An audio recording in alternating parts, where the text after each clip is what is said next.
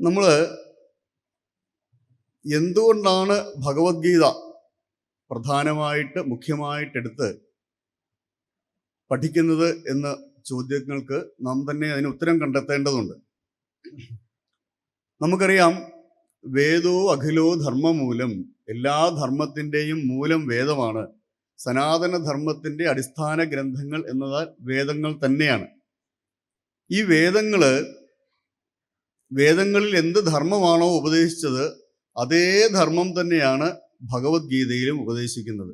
അപ്പം ഭഗവത്ഗീതയിൽ ഉപദേശിക്കുമ്പം 3 തരത്തിലാണ് വേദത്തിലെ ധർമ്മത്തെ ഏറ്റവും സാരവത്തായ, വേദത്തിൽ പല കാര്യങ്ങൾ, അതിൽ ജ്ഞാനകാന്ഡം, കർമ്മകാന്ഡം, ഇങ്ങനെ പല ഭാഗങ്ങളുണ്ട്. നമുക്കറിയാം, കർമ്മകാന്ഡത്തിലെ ഭാഗങ്ങൾ കഴിഞ്ഞതിന് ശേഷമാണ് ജ്ഞാനകാന്ഡം അല്ലെ ഉപനിഷത് ഭാഗങ്ങൾ ഉള്ളത്. ഇപ്പൊ ഈ ഉപനിഷത് ഭാഗങ്ങളിലെ താത്വിക സംഹിതകളെ, താത്വിക കാര്യങ്ങളെ ഏറ്റവും അനുഭവവേദ്യമാക്കത്തക്ക വിധത്തിലാണ് ഭഗവത്ഗീതയിൽ ഉപദേശിച്ചിട്ടുള്ളത്. ശ്രുതി എന്നാൽ വേദങ്ങൾ എന്നാണ്, ശ്രുതികൾ വേദങ്ങളാണ്. ആ വേദങ്ങളിലാണ് ധർമ്മം പറഞ്ഞിട്ടുള്ളത്. ഈ 4 വേദങ്ങളിൽ കൂടി പറഞ്ഞിരിക്കുന്ന ധർമ്മങ്ങളെയെല്ലാം അതിൻ്റെ ആറ്റിക്കുറിക്കുക, അതിൻ്റെ ഏറ്റവും ലളിതമായിട്ടും ഏറ്റവും സംഗ്രഹിച്ചും പറഞ്ഞിരിക്കുന്ന ഭാഗമാണ് ഭഗവത്ഗീത. അപ്പൊ ബ്രഹ്മസൂത്രം എന്താണ്? ബ്രഹ്മസൂത്രങ്ങൾ എന്നാൽ ഈ ഉപനിഷത്ത് തത്വങ്ങളിൽ ഉണ്ടായേക്കാവുന്ന സംശയങ്ങളെ നിവർത്തിക്കുന്നതിന് വേണ്ടി അതിൻ്റെ ഓരോ ഉപനിഷത്ത് വാക്യങ്ങളും എടുത്തിട്ട് അതിൻ്റെ ആ സമന്വയം എങ്ങനെയാണ് സാധിക്കുന്നത്, എങ്ങനെയാണ് അതിൻ്റെ യുക്തിയുക്തം നമുക്ക് എങ്ങനെയാണ് മനസ്സിലാക്കാൻ പറ്റുന്നതെന്നുള്ള വിശദീകരണമാണ് ബ്രഹ്മസൂത്രത്തിലുള്ളത്. ഭഗവാൻ ശങ്കരാചാര്യര് ഈ ഉപനിഷത്ത് ഭാഗങ്ങൾക്കും, എല്ലാ ഉപനിഷത്തുക്കൾക്കും ഇല്ല, നമുക്കറിയാം 1000-ൽ പരം ഉപനിഷത്തുക്കളുണ്ട്, പക്ഷെ അതിൻ്റെ എല്ലാമല്ല ഏറ്റവും പ്രധാനപ്പെട്ട ചില ഉപനിഷത്തുക്കൾ, ദശ ഉപനിഷത്തുക്കളുടെ അല്ലെങ്കിൽ ഏകാദശ ഉപനിഷത്തുക്കളുടെ വ്യാഖ്യാനങ്ങളും അതുപോലെ തന്നെ 555 വരുന്ന ബ്രഹ്മസൂത്രങ്ങളുടെ വ്യാഖ്യാനങ്ങളുമാണ് ഭഗവാൻ ശങ്കരാചാര്യർ ചെയ്തിട്ടുള്ളത്. അതിനുശേഷം അപ്പം ശ്രുതിയായി, അതിൻ്റെ യുക്തിയായി, അതിനുശേഷം അത് ജീവിത അനുഭവത്തിൽ കൂടെ എങ്ങനെ നമ്മളെ ബോധ്യപ്പെടുത്തണം എന്നുള്ളതിൻ്റെ ആവിഷ്കാരമാണ് ഭഗവത്ഗീതയിലൂടെ ചെയ്തിരിക്കുന്നത്. ഇങ്ങനെ പ്രസ്ഥാനത്രയത്തിലൂടെയാണ് സനാതനധർമ്മം എന്ന വേദാന്തം അല്ലേ, അതിലെ ഏറ്റവും വേദാന്തം മാത്രമല്ല, നമുക്കറിയാം ഷഡ്ദർശനങ്ങളുണ്ട്. യോഗം, സാഖ്യം, യോഗം, ന്യായം, വൈശേഷികം, പൂർവമീമാംസ, ഉത്തരമീമാംസ, ഇങ്ങനെ 6 ദർശനങ്ങളുണ്ടെങ്കിലും അതിലേറ്റവും സാരവത്തായിട്ടുള്ള, ശ്രേഷ്ഠമായിട്ടുള്ള, നമ്മൾ ഭാരതീയർ ഏറ്റവും കൂടുതൽ അനുശീലിക്കുന്നതായ വേദാന്തത്തെ ഈ 3 ഭാഷ്യഗ്രന്ഥങ്ങളിലൂടെയാണ് ശങ്കരാചാര്യര് സ്ഥാപിച്ചിരിക്കുന്നത്. ഈ വേദാന്തം തന്നെ നമ്മൾ എടുക്കുമ്പം അതിൽ അനവധി വേദാന്തങ്ങളുണ്ട്. ഇതെല്ലാം പ്രായേണ ഒരേ കാര്യങ്ങൾ തന്നെയാണ് പറയുന്നതെങ്കിലും ഓരോരുത്തരുടെ വ്യക്തിഭേദമനുസരിച്ച് ചെറിയ ചെറിയ വ്യത്യാസങ്ങൾ അതിലുണ്ട്. എങ്കിലും ഭാരതീയരായ നമ്മൾ അനുശീലിക്കുന്ന, ഏറ്റവും കൂടുതൽ പിന്തുടരുന്നത് അദ്വൈത വേദാന്ത ധർമ്മത്തെയാണ്. ഈ അദ്വൈത വേദാന്ത ധർമ്മത്തെ ഈ 3 ഭാഷ്യങ്ങളിൽ കൂടി, ഉപനിഷത്തുക്കളുടെയും ബ്രഹ്മസൂത്രത്തിൻ്റെയും ഭഗവത്ഗീതയുടെയും ഭാഷ്യങ്ങളിൽ കൂടി ഭഗവാൻ ശങ്കരാചാര്യന് നമുക്ക് ഏറ്റവും വ്യക്തമാക്കി തരികയാണ് ചെയ്തിട്ടുള്ളത്. പലവിധ ധർമ്മങ്ങളിൽപ്പെട്ട് ഉഴലുന്ന ഒരു കാലഘട്ടം ഉണ്ടായിരുന്നു ഭാരതത്തിൽ. ആ കാലഘട്ടത്തിലെ തുടർച്ചയെന്നോണം ഭാരതീയ സംസ്കാരം അത്യന്തം ഹീനമായിക്കൊണ്ടിരുന്ന ഒരവസരത്തിൽ അതിനെ സുപ്രതിഷ്ഠിതമാക്കുവാൻ വേണ്ടിയാണ് ഭഗവാൻ ശങ്കരാചാര്യരുടെ അവതാരം തന്നെ. അദ്ദേഹം, നമുക്കറിയാം, ഭാരതത്തിൻ്റെ 4 കോണുകളിലും അല്ലെ, ഭാരതമുടനീളം സഞ്ചരിച്ച് ഭാരതത്തിൻ്റെ 4 വശങ്ങളിലും ഓരോരോ മഠങ്ങൾ സ്ഥാപിച്ച് ആ മഠങ്ങൾക്ക് വേദത്തിൻ്റെ ഓരോ വേദങ്ങളും ആ വേദത്തിലെ മഹാതത്വങ്ങളും ഒക്കെ ഉപദേശിച്ച് അവിടെ ഓരോ മഠങ്ങളിൽ ഓരോ ശങ്കര പിന്മുറക്കാരെ സ്ഥാപിക്കുകയും അങ്ങനെ ഭാരതീയ ധർമ്മത്തെ സുപ്രതിഷ്ഠിതമാക്കുകയും ചെയ്ത മഹാത്മാവാണ്, ഭഗവാനാണ്. ഇന്നും നമ്മൾ ഭാരതീയ ധർമ്മത്തിൽ, സനാതന ധർമ്മത്തിൽ അടിയുറച്ച് നിൽക്കുന്നുവെങ്കിൽ അതിൻ്റെ കാരണം ഭഗവാൻ ശങ്കരാചാര്യർ തന്നെയാണ്. ഇതിൽ ഉപനിഷത്തുകളും നമ്മൾ അറിയേണ്ടതാണ്, ബ്രഹ്മസൂത്രങ്ങളും നമ്മൾ അറിയേണ്ടതാണ്, ഭഗവത്ഗീതയും നമുക്ക് അറിയേണ്ടത് തന്നെയാണ്. എങ്കിലും ഈ ഭഗവത്ഗീത എങ്ങനെയാ വെച്ചാൽ അനുഭവ സാക്ഷ്യമായതുകൊണ്ട് നമ്മളെ പോലെയുള്ള, അതായത് ഭാരതീയ യുവത്വത്തിന്റെ പ്രതീകമായ അർജുനൻ കൈക്കരുത്തുകൊണ്ടും മനക്കരുത്തുകൊണ്ടും എല്ലാം അദ്വിതീയനായ ഒരു ഉത്തമ വ്യക്തിയെ സ്വീകരിച്ചിട്ട് അർജുനം നിമിത്തീകൃത്യ, അർജുനനെ കേവലം നിമിത്തമാക്കിക്കൊണ്ടാണ് ഭഗവാൻ ഈ ഉപദേശങ്ങൾ നൽകുന്നത്. അപ്പം ഭഗവാൻ ശ്രീകൃഷ്ണൻ തൻ്റെ ഉപദേശത്തിന് അനവധി, അല്ലെ, നമ്മൾ നോക്കുമ്പം അർജുനനേക്കാളൊക്കെ ശ്രേഷ്ഠനായിട്ടൊക്കെ നമുക്ക് തോന്നാവുന്നത് ധർമ്മപുത്രരെയാണ്. എങ്കിൽ ആ ധർമ്മപുത്രരെ തിരഞ്ഞെടുത്താൽ പോരായിരുന്നോ എന്ന് ചോദിച്ചാൽ, ശരിക്ക് മോഹത്തിൽപ്പെട്ടുഴലുന്ന യുവത്വത്തിന് കൊടുക്കുന്ന ഉപദേശമാണ് ഭഗവത്ഗീത. അപ്പം ശരിക്കും നമ്മുടെ ഒരു പ്രതീകമാണത്. നമ്മുടെയൊക്കെ ജീവിത ആയോധനത്തിൽ, അല്ലെ, ജീവിതം ഒരു യുദ്ധമാണ്. നിരവധി യുദ്ധങ്ങളാണ് ജീവിതത്തിലുള്ളത്. ഈ യുദ്ധങ്ങളിൽ നാം നേരിടേണ്ടി വരുന്ന പ്രശ്നങ്ങളെ എങ്ങനെ അഭിമുഖീകരിക്കണം? അപ്പം സ്വധർമ്മ ആചരണത്തില് നമുക്കുണ്ടായേക്കാവുന്ന വിഘ്നങ്ങൾ എന്തൊക്കെയാണെന്ന് മുൻകൂട്ടി കണ്ടുകൊണ്ട് ആ വിഘ്നങ്ങൾ ഓരോന്നിനെയും എങ്ങനെ നമ്മൾ മറികടക്കണമെന്നും ജീവിത ആയോധനത്തിൽ എങ്ങനെ മുന്നേറണമെന്നും വ്യക്തമായ നിർദ്ദേശങ്ങളാണ് ഭഗവത്ഗീതയിലൂടെ നൽകുന്നത്. കാരണം ഇതിൽ ഓരോന്നും നമുക്കറിയാം അർജുനന്റെ ചോദ്യങ്ങളാണ്. ഇന്ന് തുടങ്ങിയ അധ്യായം തന്നെ നിങ്ങൾ ആദ്യം മുതൽ ശ്രദ്ധിച്ചിട്ടുള്ളവർക്ക് അറിയാം. നമ്മൾ ഇന്ന് തുടങ്ങിയത് 5-ാമത്തെ അധ്യായത്തിലാണ്. അവിടെ അർജുനൻ ആദ്യം തന്നെ സാധാരണ നമ്മൾ ചോദിക്കുന്ന പോലുള്ള ഒരു ചോദ്യമാണ് അർജുനൻ ചോദിച്ചത്. ഏതാണ് ചോദിച്ചത്? ജ്ഞാനവും കർമ്മവും അങ്ങ് ഉപദേശിച്ചു, അല്ലേ? വ്യാമിശ്രേണ ഏവവാക്യേന ബുദ്ധിം മോഹയസീവമേ തദേകം വദ നിശ്ചിത്യ യേന ശ്രേയോഹമാപ്നുയാം. അദ്ദേഹം ചോദിക്കുന്നത് എങ്ങനെയാണ്? എന്താണ്? അങ്ങ് പറഞ്ഞു ജ്ഞാനം വളരെ ശ്രേഷ്ഠമാണെന്ന് പറഞ്ഞു, അല്ലേ? 2-ാം അധ്യായത്തിൽ പറഞ്ഞു. ആദ്യത്തെ അധ്യായത്തിൽ എന്താണ്? അർജുനൻ തൻ്റെ ന്യായീകരണങ്ങളൊക്കെ ഇങ്ങനെ ഓരോന്നോരോന്ന് അവതരിപ്പിക്കുകയാണ്. സ്വധർമാചരണത്തിന് വന്നയാളാണ്. ക്ഷത്രിയന്റെ ധർമ്മം അവിടെ എന്താണ്? അധർമ്മം ആരാണോ ചെയ്യുന്നത് അവരെ നിഗ്രഹിക്കുക, ധർമ്മത്തെ സംരക്ഷിക്കുക എന്നുള്ളതാണ് ക്ഷത്രിയന്റെ ധർമ്മം. അതിന് വളരെ കാലമായിട്ട് തയ്യാറായിട്ട് യുദ്ധക്കളത്തിൽ വന്ന് നിൽക്കുമ്പം തൻ്റെ മമത്വ ബുദ്ധി കൊണ്ട് ഇതെൻ്റെ ആചാര്യനാണ്, ഇതെൻ്റെ പിതാമഹനാണ്, ഇതെൻ്റെ സഹോദരനാണ്, അപ്പൊ എൻ്റെ എന്നുള്ള ആ ഒരു ചിന്ത കൊണ്ട് സ്വധർമ്മ ആചരണം എന്താണെന്ന് സംശയം വന്നിട്ട് അങ്ങനെ സംശയിച്ചുഴലുന്ന അർജുന വിഷാദ യോഗമാണ് ആദ്യത്തെ യോഗം, അല്ലേ? അങ്ങനെ 18 അധ്യായങ്ങളാണുള്ളത്. അപ്രകാരം നിൽക്കുന്ന അർജുനനോട് ആ 2-ാമത്തെ യോഗത്തിൽ, സാഖ്യയോഗത്തില് എന്താണ് ജ്ഞാനം, എന്താണ് കർമ്മം, എന്താണ് ജ്ഞാനമെന്നും ആ ജ്ഞാനത്തിന്റെ മാഹാത്മ്യം എന്താണെന്നും ഒക്കെ ശ്രീകൃഷ്ണൻ വളരെ വിശദമായിട്ട് പറയുന്നു. 3-ാം അധ്യായത്തിലാകട്ടെ കർമ്മത്തിന്റെ മാഹാത്മ്യം പറയുന്നു. അങ്ങനെ ജ്ഞാനത്തിൻ്റെയും കർമ്മത്തിൻ്റെയും പറഞ്ഞു, പിന്നെ ജ്ഞാനകർമ്മ സന്യാസത്തിൻ്റെയും പറഞ്ഞു. അപ്പൊ ഇതെല്ലാം കൂടെ കേൾക്കുമ്പോൾ ഒരാളുടെ മനസ്സിൽ ആകെപ്പാടെ ഒരു കൺഫ്യൂഷനാണ്. എന്താണ് ഞാൻ ചെയ്യേണ്ടത്? ഇത് തന്നെയാണ് അർജുനൻ ചോദിക്കുന്നത്. ഇതേ ചോദ്യമാണ് ചോദിക്കുന്നത്. ഇങ്ങനെ പലതരത്തിലുള്ള, ഒരിടത്ത് പറയുന്നു ജ്ഞാനമാണ് ശ്രേഷ്ഠമെന്ന് പറയുന്നു, വേറൊരിടത്ത് പറയുന്നു കർമ്മമാണ് നീ ചെയ്യേണ്ടതെന്ന് പറയുന്നു. ജ്യായസി ചേത് കർമ്മണസ്തേ മതാ ബുദ്ധിർ ജനാർദ്ദന തത് കിം കർമ്മണി ഘോരേമാം നിയോജയസി കേശവ. ജ്ഞാനമാണ് ശ്രേഷ്ഠമെങ്കിൽ എന്തിനാണ് ഈ ഘോരമായ കർമ്മത്തിൽ എന്നെ നിയോഗിക്കുന്നത് കേശവ, അല്ലേ? നമുക്കൊക്കെ ചോദിക്കാവുന്ന ചോദ്യങ്ങളാണ്. ജ്ഞാനമാണ് ശ്രേഷ്ഠമെന്ന് പറഞ്ഞു, അങ്ങനെയാണെങ്കിൽ എന്തിനാണ് ഈ ഘോരേ കർമ്മണി, ഇത്ര ഘോരമായ യുദ്ധത്തില് ആ യുദ്ധം ഞാൻ ചെയ്യണമെന്ന് എന്തിനാണ് കേശവ എന്നോട് പറയുന്നത് എന്ന് ചോദിക്കുന്നു. അവിടെ 3-ാം അധ്യായത്തിൽ കർമ്മത്തിന്റെ മഹത്വത്തെക്കുറിച്ച്, കർമ്മം എങ്ങനെയാണ് ചെയ്യേണ്ടത്, അല്ലേ, അങ്ങനെ വളരെ വിശദമായിട്ട് പറയുന്നു. എങ്ങനെ കർമ്മം ചെയ്യണം? ബ്രഹ്മണ്യാധായ കർമാണി സംഗം ത്യക്വാ കരോതിയഃ എന്ന് പറയുന്നു. എങ്ങനെയാണ് നമ്മൾ കർമ്മം ചെയ്യേണ്ടത്? ഈശ്വരാർപ്പണ ബുദ്ധിയോടെ കർമ്മം ചെയ്യണം. അതിന്റെ ഫലം ഇച്ഛിച്ചുകൊണ്ടല്ല, മറിച്ച് ഈശ്വരാർപ്പണ ബുദ്ധിയോടെ നാം നമ്മുടെ കർത്തവ്യം എന്താണെന്ന് തിരിച്ചറിഞ്ഞു കഴിഞ്ഞാൽ. ധർമ്മം 2 തരത്തിലുണ്ട്, അതിനെക്കുറിച്ച് പറയുന്നുണ്ട്. ഒന്ന് മുഖ്യധർമ്മവും ഒന്ന് ഗൗണധർമ്മവും.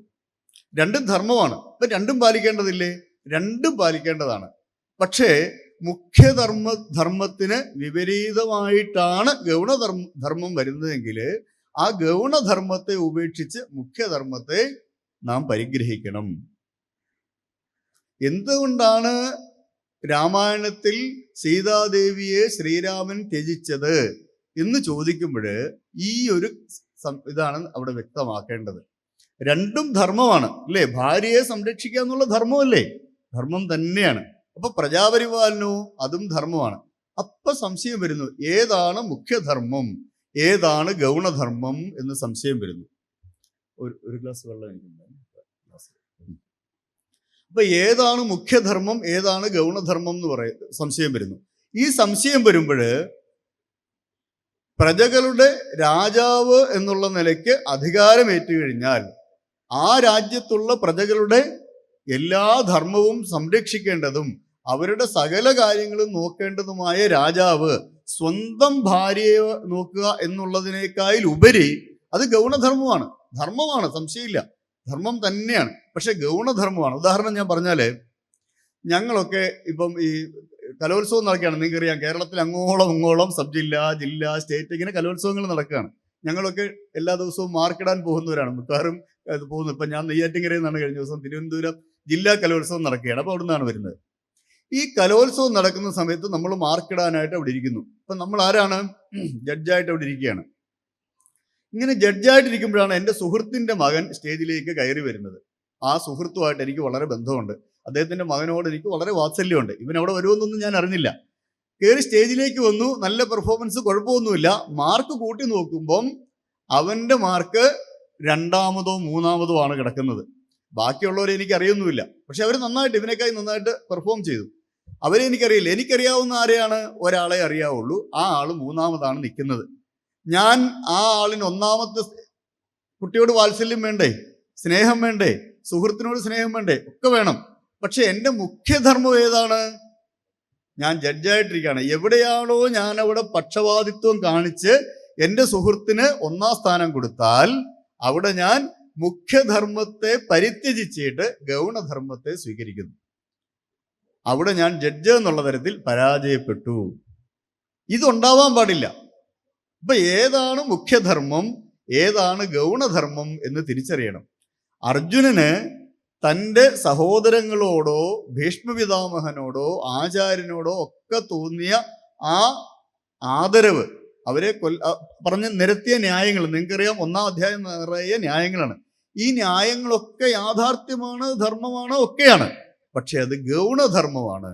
ഒരു ക്ഷത്രിയൻ എന്നുള്ള നിലയ്ക്ക് ആത്യന്തികമായ ക്ഷത്രിയന്റെ ധർമ്മം ധർമ്മ സംസ്ഥാപനമാണ്.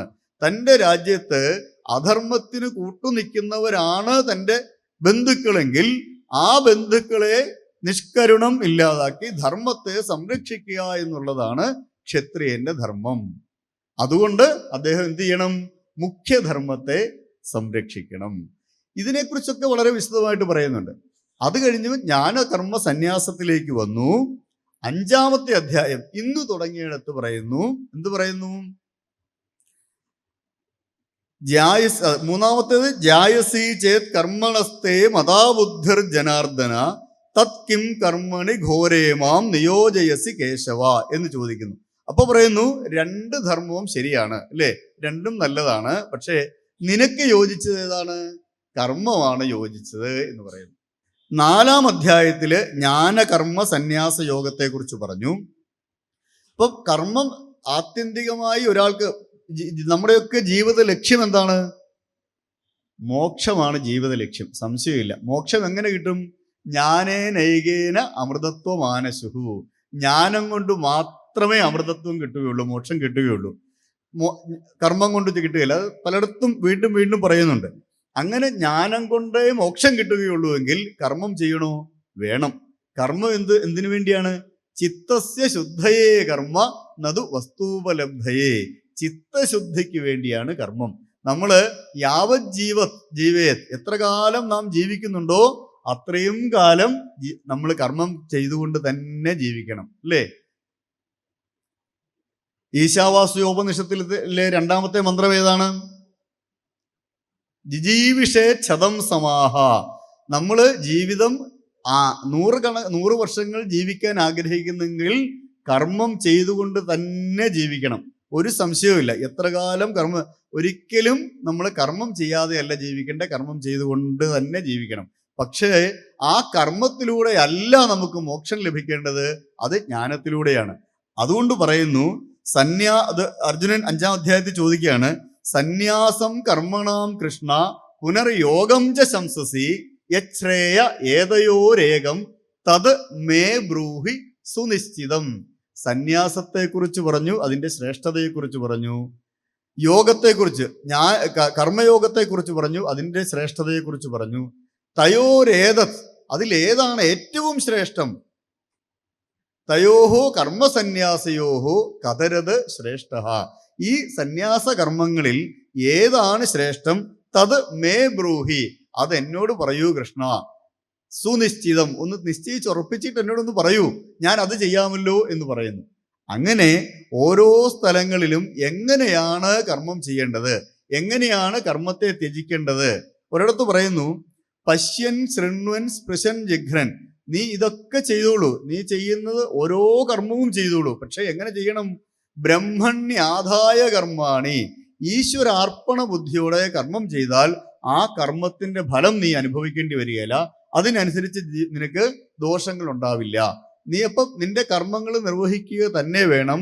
പക്ഷേ ആ കർമ്മം എങ്ങനെ ചെയ്യണം? ഈശ്വരാർപ്പണ ബുദ്ധിയോടെ, ഫലത്തിന് വേണ്ടി അല്ലാതെ ചെയ്യണം. അങ്ങനെ നിരന്തരം കർമ്മം ചെയ്യുമ്പോൾ ചിത്തശുദ്ധി ഉണ്ടാവുകയും ആ ചിത്തശുദ്ധിക്ക് ശേഷം മനസ്സിൽ ജ്ഞാനം ക്രമത്തിൽ ഉദിക്കുകയും ചെയ്യും. 6-ാമത്തെ അധ്യായം ധ്യാനയോഗമാണ് അല്ലെ, ഇന്ന് വായിച്ചു ആ ഭാഗം. ധ്യാനയോഗത്തില് എങ്ങനെയാണ് ഒരു വ്യക്തി ധ്യാനത്തെ അനുശീലിക്കേണ്ടത് എന്ന് പറയുന്നു. അപ്പം ഏത് നിലയ്ക്ക് നിൽക്കുന്നവർക്കും അതാത് തലത്തിൽ നിന്ന് ഉയരുവാനുള്ള മാർഗം ഭഗവത്ഗീതയിൽ പറയുന്നുണ്ട്. 6-ാം അധ്യായം ധ്യാനയോഗമാണ്. എങ്ങനെയാണ് അപ്പം ധ്യാനം നമ്മൾ എങ്ങനെ അനുശീലിക്കണം, എല്ലാത്തിൻ്റെ ആ മൂലം ഇതിനകത്ത് പറയുന്നുണ്ട്. യഥാർത്ഥത്തിൽ ഭാരതീയ ധർമ്മം വേദാന്തത്തിൻ്റെയും യോഗത്തിൻ്റെയും സാഖ്യത്തിൻ്റെയും സകല ദർശനങ്ങളുടെയും ഒരു സമന്വയമാണ്. അതാണ് ഭഗവത്ഗീതയിൽ പറയുന്നത്. 6-ാമത്തെ പറയുന്നു, അനാശ്രിത കർമ്മഫലം കാര്യം കർമ്മ കരോതിയഹ സ സന്യാസീജ യോഗീജ ന നിരഗ്നിർ നജാക്രിയഃ.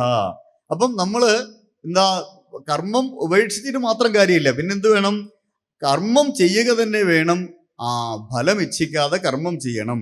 യം സന്യാസമിതി പ്രാഹു യോഗം തം വിദ്ധി പാണ്ഡവ ന ഹ്യസന്യസ്ത സങ്കൽപ്പോ യോഗീ ഭവതി കശ്ചന. അപ്പൊ നമ്മള് കർമ്മം ചെയ്യുമ്പം ആ കർമ്മഫലത്തിൽ നമുക്ക് സ്പൃഹയുണ്ടാകാൻ പാടില്ല.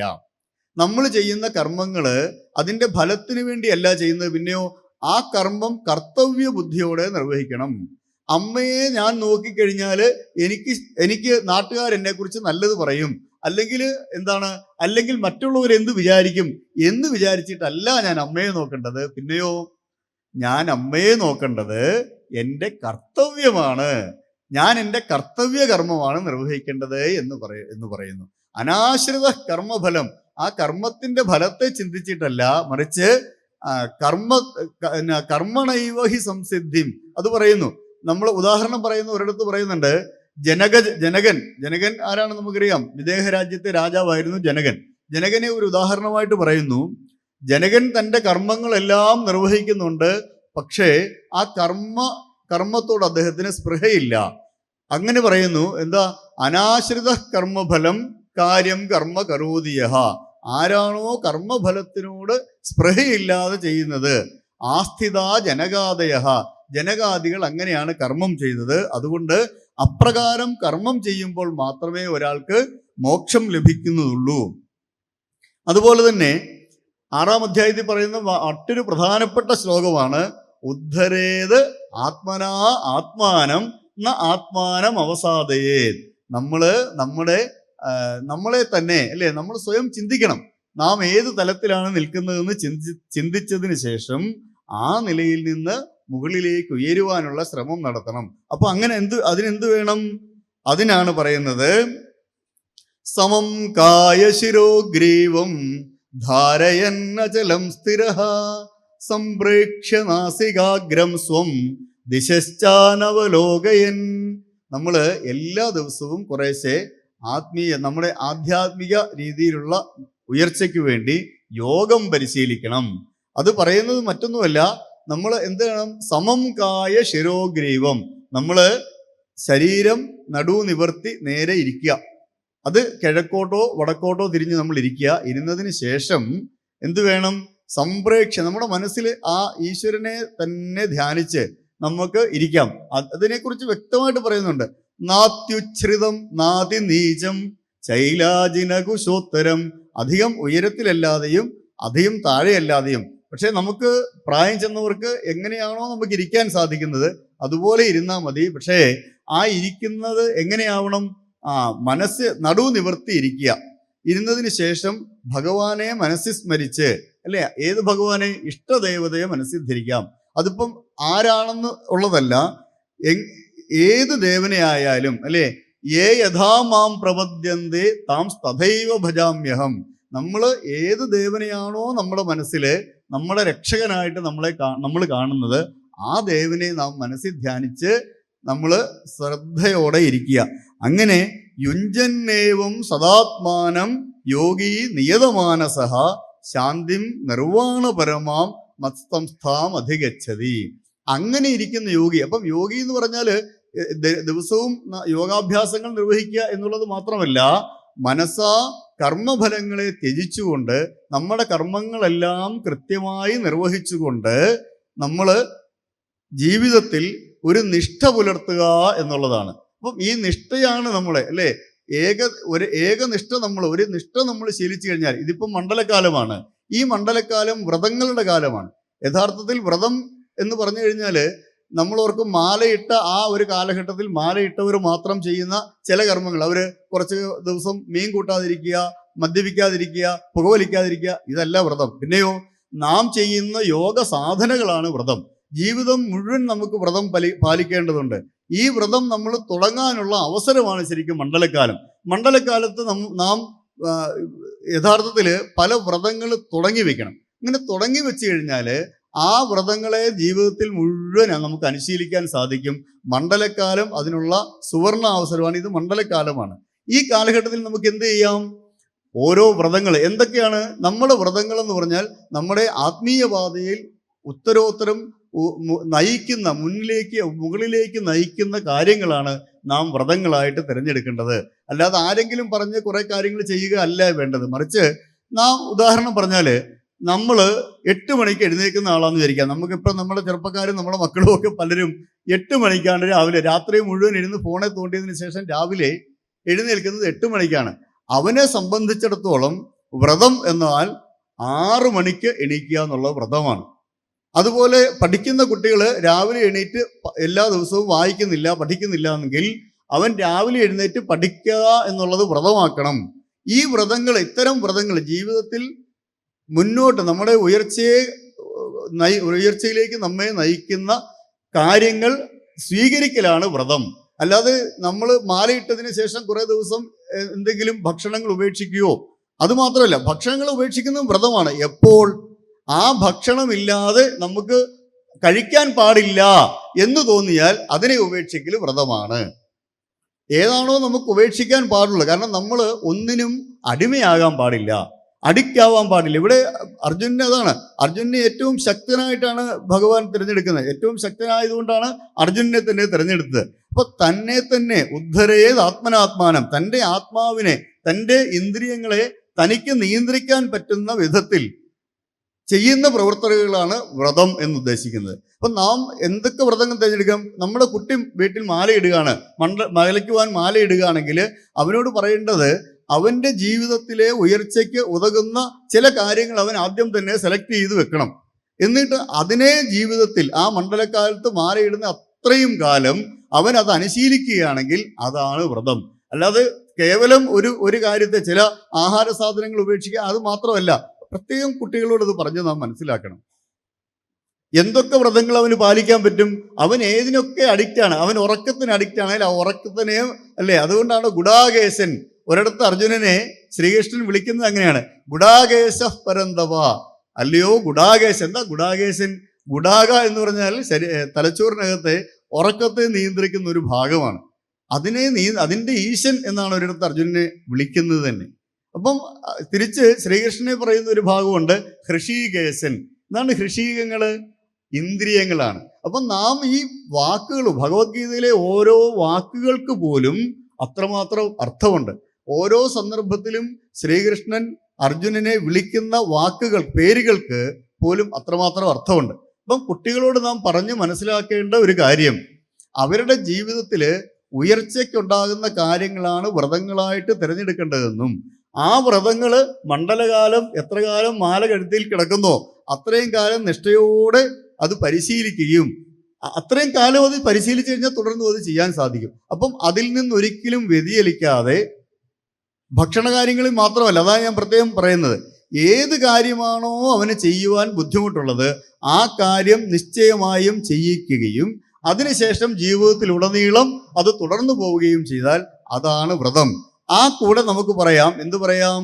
സമം കായ ശിരോഗ്രീവം ധാരയന്നചലം സ്ഥിരഃ സംപ്രേക്ഷ്യ നാസികാഗ്രം സ്വം ദിശശ്ചാനവലോകയൻ പ്രശാന്താത്മാ വിഗതഭിർ ബ്രഹ്മചാരി വ്രതേ സ്ഥിതഃ ശാരീരം കേവലം കർമ്മ കുർവന്നാപ്നോതി കിൽബിഷം.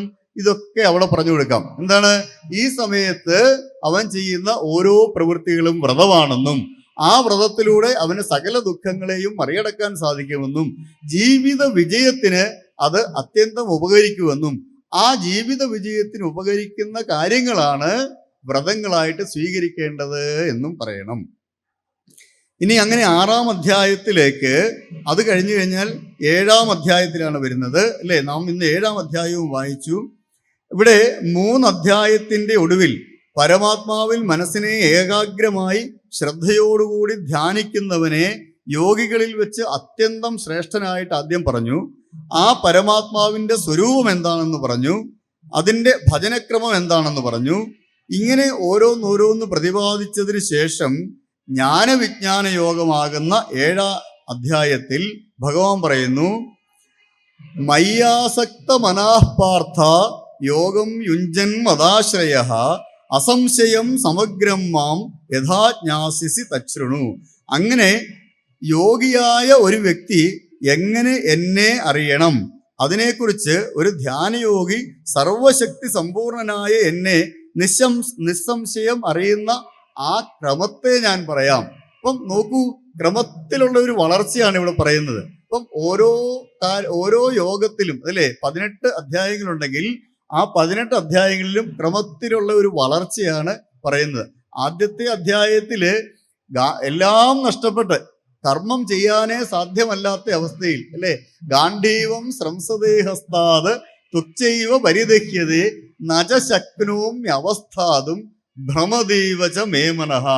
എനിക്ക് നേരെ നിൽക്കാൻ പോലും സാധിക്കുന്നില്ല കൃഷ്ണ, എൻ്റെ കയ്യിൽ ഇതാ ഗാണ്ഡീവം പിടിക്കാൻ പോലും എനിക്ക് സാധിക്കുന്നില്ല എന്ന് പറഞ്ഞ് തളർന്ന് തേർത്തട്ടിലിരിക്കുന്ന അർജുനനെ ഓരോരോ കാര്യങ്ങൾ പറഞ്ഞ് ക്രമത്തിൽ ഉയർത്തി കൊണ്ടുവന്നതിന് ശേഷം, അല്ലെ, 18-ാം അധ്യായം ആകുമ്പോൾ എവിടെ എത്തിക്കുന്നു? നഷ്ടോ മോഹ, എൻ്റെ മോഹമൊക്കെ നഷ്ടപ്പെട്ടു, എൻ്റെ പ്രശ്നങ്ങളെല്ലാം നശിച്ചു, അല്ലേ, എൻ്റെ പ്രശ്നങ്ങളെല്ലാം സ്മൃതിർ ലബ്ധ, എനിക്കിപ്പോ കാര്യങ്ങളെല്ലാം മനസ്സിലായി എന്ന് പറയുന്ന അവസ്ഥയിലേക്ക് അർജുനനെ ഉയർത്തിക്കൊണ്ടുവരുന്ന ഒരു ശ്രീകൃഷ്ണനെയാണ് നാം കാണുന്നത്.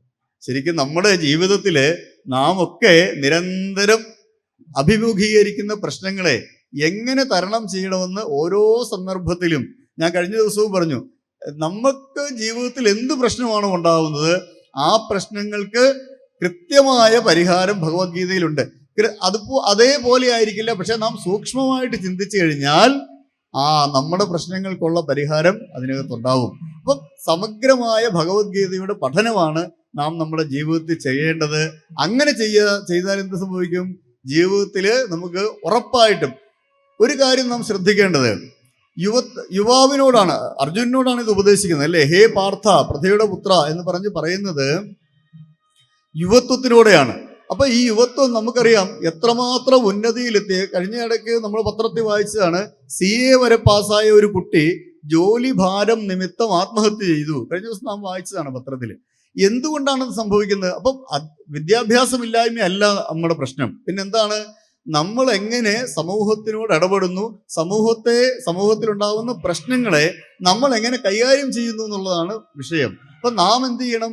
ഭഗവത്ഗീതയിലൂടെ നിരന്തരം പോകുമ്പോൾ നമ്മളെക്കാളും വലിയ പ്രശ്നങ്ങൾ തരണം ചെയ്തവരാണ് ഇവരൊക്കെ. അപ്പൊ ആ കുട്ടി, ആത്മഹത്യ ചെയ്ത കുട്ടി, കുറെ ഇപ്പം CA വരെ പഠിച്ച് പാസ്സാവണമെങ്കിൽ ആ കുട്ടി എത്രമാത്രം കഷ്ടപ്പെട്ടിട്ടുണ്ട്, എത്രമാത്രം ത്യാഗം, അല്ലെ, എത്ര ഉറക്കത്തെയൊക്കെ അതിജീവിച്ചിട്ടുണ്ട്. നമ്മൾ ഉദ്ദേശിക്കുന്ന പല പ്രശ്നങ്ങളെ അതിജീവിച്ചിട്ടുള്ള കുട്ടി തന്നെയാണത്. പക്ഷേ അത്ര ഉന്നത സ്ഥിതിയിലെത്തിയതിനു ശേഷവും ജോലി സ്ഥലത്തുണ്ടായ ആ സമ്മർദ്ദം അതിന് താങ്ങാനായില്ല എന്ന് പറയുമ്പോഴുള്ള ആ ഒരു ഇതെന്ന് പറഞ്ഞാല് തീർച്ചയായും ശ്രീകൃഷ്ണനെ കുറിച്ചൊന്ന് ചിന്തിച്ചാൽ മതിയായിരുന്നു. ശ്രീകൃഷ്ണന്റെ ജീവിതത്തിൽ അദ്ദേഹം നേരിട്ട്, അല്ലേ, നമ്മളൊക്കെ ജനിച്ചതിന് ശേഷമേ പ്രശ്നങ്ങൾ ഉണ്ടായിട്ടുള്ളൂ. ജനിക്കുന്നതിന് മുമ്പ് തന്നെ, എത്രയോ മുമ്പ് തന്നെ, അല്ലേ, ആദ്യത്തെ കുട്ടി ജനിക്കുന്നതിന്, ദേവകിയുടെ ആദ്യത്തെ കുഞ്ഞ് ജനിക്കുന്നതിന് മുമ്പ് തന്നെ ശ്രീകൃഷ്ണന് എതിരെയുള്ള പ്രശ്നങ്ങൾ തുടങ്ങിക്കഴിഞ്ഞു. അപ്പൊ ജനിച്ചു കഴിയുമ്പോൾ ഉണ്ടാകുന്ന പ്രശ്നങ്ങൾ എത്രയോ ഗംഭീരമാണ്, അല്ലേ, വളരെ ഭയാനകമാണ്. അപ്പൊ ഇത്തരം പ്രശ്നങ്ങളെ മുഴുവൻ തരണം ചെയ്ത ഭഗവാൻ ശ്രീകൃഷ്ണൻ തന്നെയാണ് യഥാർത്ഥത്തില് ഭഗവത്ഗീത ഉപദേശിക്കുന്നത്. ഈ ഭഗവത്ഗീത ഉപദേശിക്കാൻ ഏറ്റവും യോഗ്യൻ ശ്രീകൃഷ്ണദേവനാണ്. ശ്രീകൃഷ്ണ പരമാത്മാവിന് അത് കാരണം ജീവിതത്തിലുടനീളം പ്രതിസന്ധികളെ തരണം ചെയ്തപ്പോൾ തൻ്റെ കൂട്ടുകാരനായ, അല്ലെ, നമ്മൾ ഒരു കാര്യം ചിന്തിക്കണം. ഈ അർജുനനോട് പറയുന്ന, അർജുനൻ അതുകൊണ്ട് പറയുന്നേ, അർജുനന് ശ്രീകൃഷ്ണനെ അർജുനൻ ഈശ്വരനായിട്ടൊന്നുമല്ല കരുതിയത്, കൂട്ടുകാരനായിട്ടാണ്. അളിയനാണല്ലോ, ശ്യാലനാണ്, അല്ലേ. ശ്രീകൃഷ്ണന്റെ സഹോദരിയാണ് അർജുനൻ കല്യാണം കഴിച്ചിരിക്കുന്നത്. അപ്പൊ ഇവർ ഒരേ പ്രായക്കാരാണ്, സുഹൃത്തുക്കളാണ്, ബന്ധുക്കളാണ്. ഇങ്ങനെ ബന്ധുക്കളും സുഹൃത്തുക്കളും ഒക്കെ ആയ ഈ അർജുനൻ ഒരു കാലഘട്ടത്തിലും ശ്രീകൃഷ്ണനെ ഈശ്വരനായിട്ടൊന്നും കണ്ടില്ല. പക്ഷെ വിശ്വരൂപ ദർശനം കണ്ടു കഴിഞ്ഞപ്പോഴാണ് ആ ശ്രീകൃഷ്ണനുള്ള എല്ലാ കഴിവുകളും അർജുനന് മനസ്സിലായത്. അതുകൊണ്ടാണ് അർജുനൻ പറഞ്ഞത്, സഖേതിമത്വാ പ്രസഭം യദുക്തം ഹേ കൃഷ്ണ ഹേ യാദവ ഹേ സഖേതി. കൃഷ്ണനെ കൂട്ടുകാരാ, സഖാവേ, കൃഷ്ണ എന്നൊക്കെ പറഞ്ഞത് അറിയാതെ പറഞ്ഞതാണ്. ഇത്രമാത്രം ശ്രേഷ്ഠനാണ് അങ്ങെന്ന് ഞാൻ അറിഞ്ഞിരുന്നില്ല എന്ന് അർജുനൻ പറയുന്നതിന്റെ കാരണം അത്രയും കാലം അതൊന്നും അറിഞ്ഞിരുന്നില്ല, അതാണ്. അപ്പം ഓരോരോ കാര്യങ്ങൾ ആ ഭഗവാൻ അർജുനനോട് ഉപദേശിക്കുമ്പോൾ അർജുനന്റെ ക്രമമായിട്ടുള്ള വളർച്ചയാണ് അവിടെ ഉണ്ടാകുന്നത്.